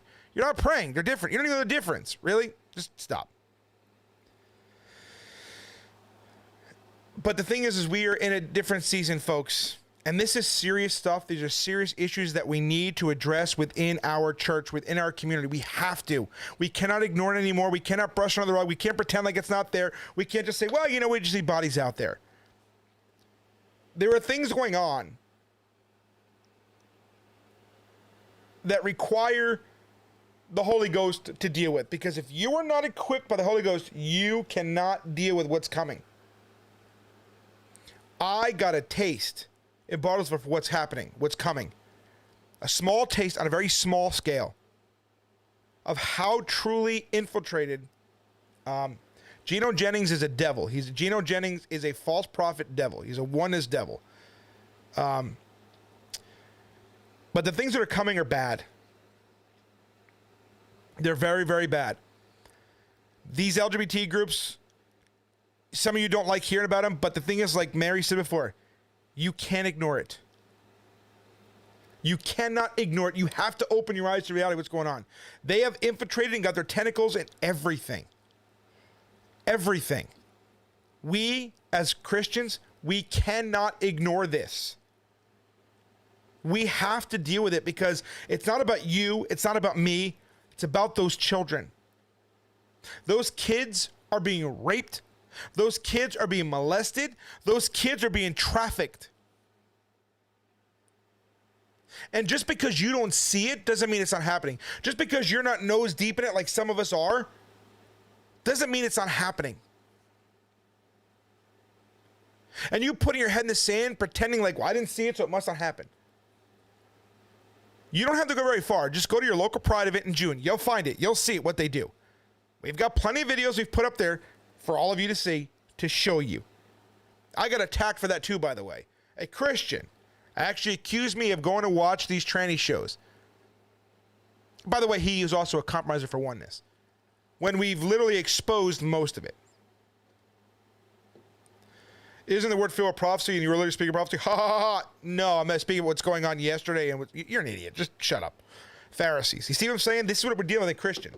Everybody is so, take your hat off, do that, do that. Make you wear your skirt down your ankles. Make sure your shirt is down your sleeve. Shut up. Shut up. I guarantee you that guy that's complaining about wearing a hat while I'm talking on a video, I guarantee you that guy has done absolutely nothing. I guarantee you I've done a lot. Well, what have you done? I go to church. I preach against sin. Great. Where's the fruit? I don't have to show you anything.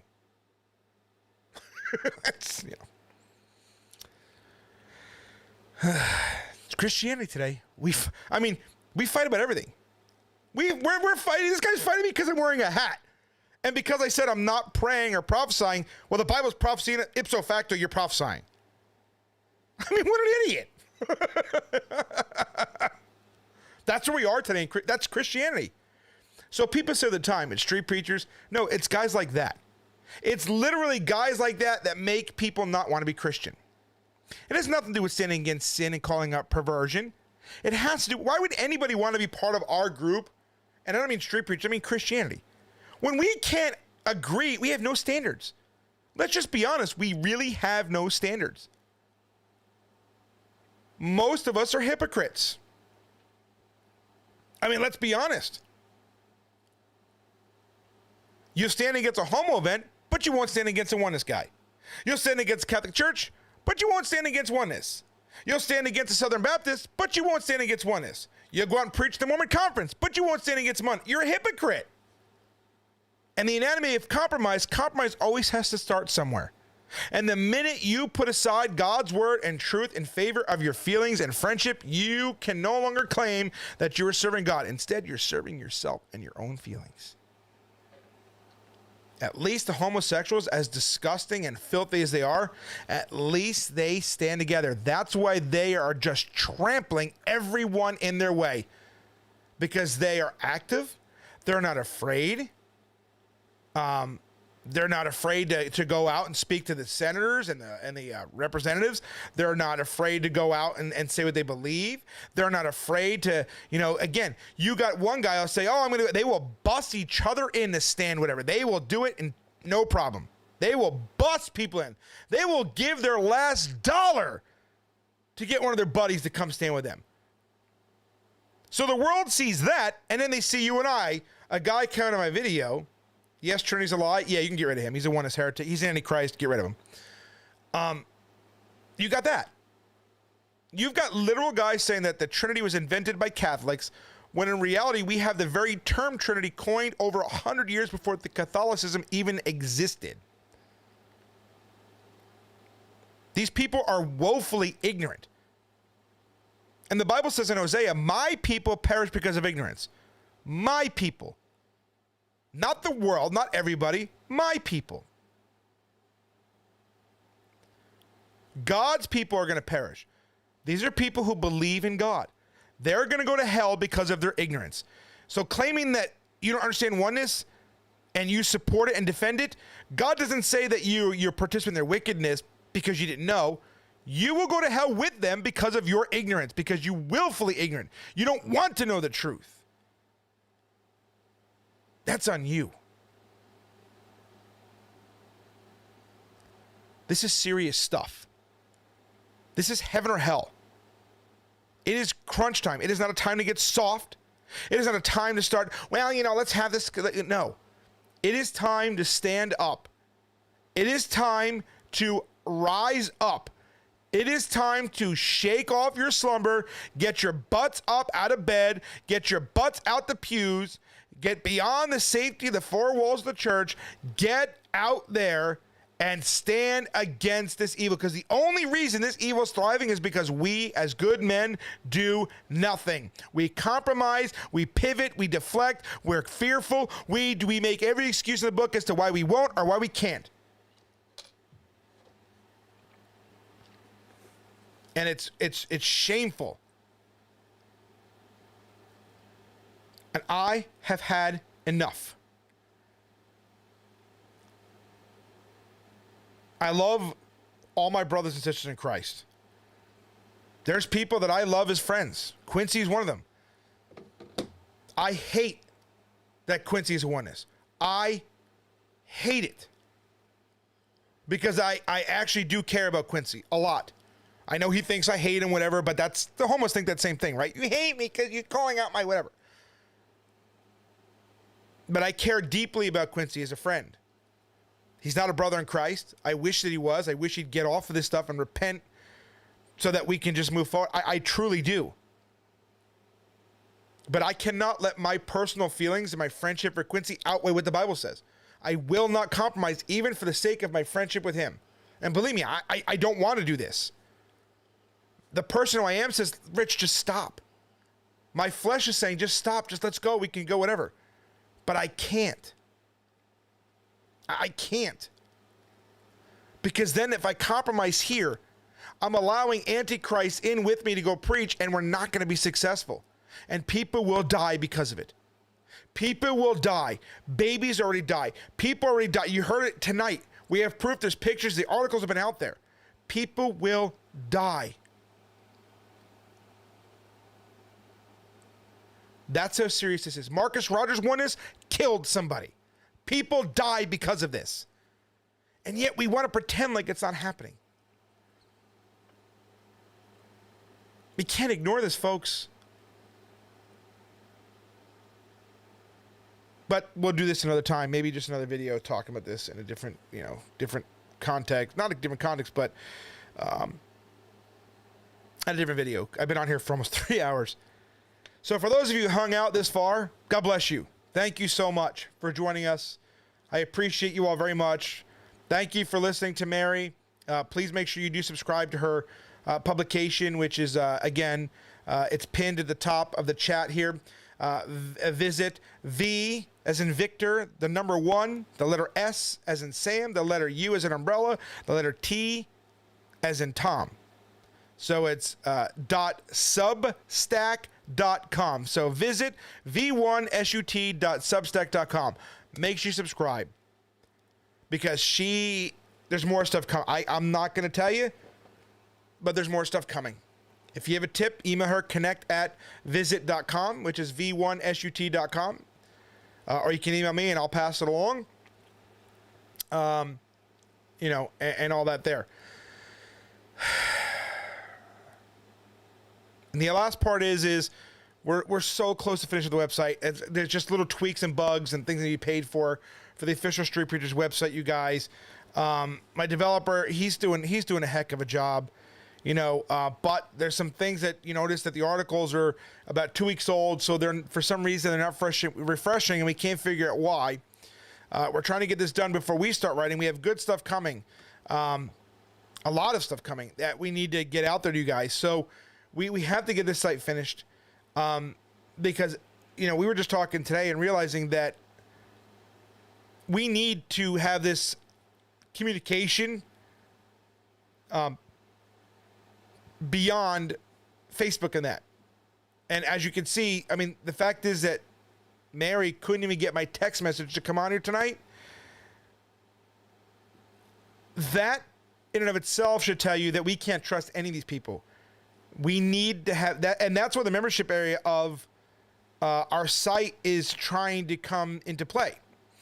The site is trying to do this so that we have a way of bringing people in to teach them things that we can't say publicly, because again, we don't want to tip our hand publicly to everything that we say and do. I was just talking to a brother yesterday about some of the tactics that we do when we preach. And he agreed. Some of the stuff that we do, we cannot. We absolutely 150% cannot tip our hand to some of the stuff. So that's what the membership area is for. And now, you know, this is what this is for. And to get push notifications out, things like that. Oh, that's what, oh my gosh, $279. What? I'm not paying for that. That's insane. License key. Anyway, I'll check this out later. But well, that explains why this isn't working. Because the license expired. I didn't know that. Oh, RSS feed in your site. Why is this one? Let's see. RSS feeds as post or any CPT and give your visitor. Okay, that. One site. $179. Everything basic. Import. Okay, so yeah. Import as post. Schedule publishing. Add custom content.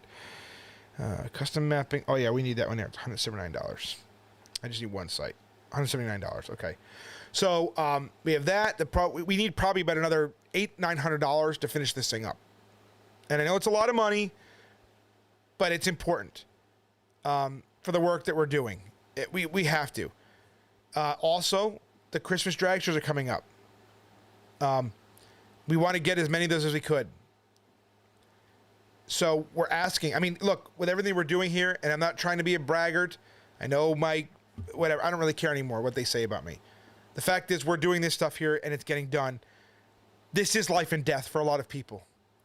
I want justice for that baby that was butchered. I want justice for that baby. I want to go out and stand against this evil and shut it down. I need your help to do it, folks. Go on our website, officialstreetpreachers.com/give. You can give monthly if you want. We have that. It's great. Please help support the ministry what we're doing, because we are trying to take down traffickers, pedophiles. We're working with people like Mary. We're working with lawmakers. We are doing everything, but we are struggling because we got to do that. We got to do the websites here. We got to do the preaches. We need as much financial help as we can get. Now, I know that someone say, well, God will make a way, but God uses people. Again, we preach God uses people until it comes time to give.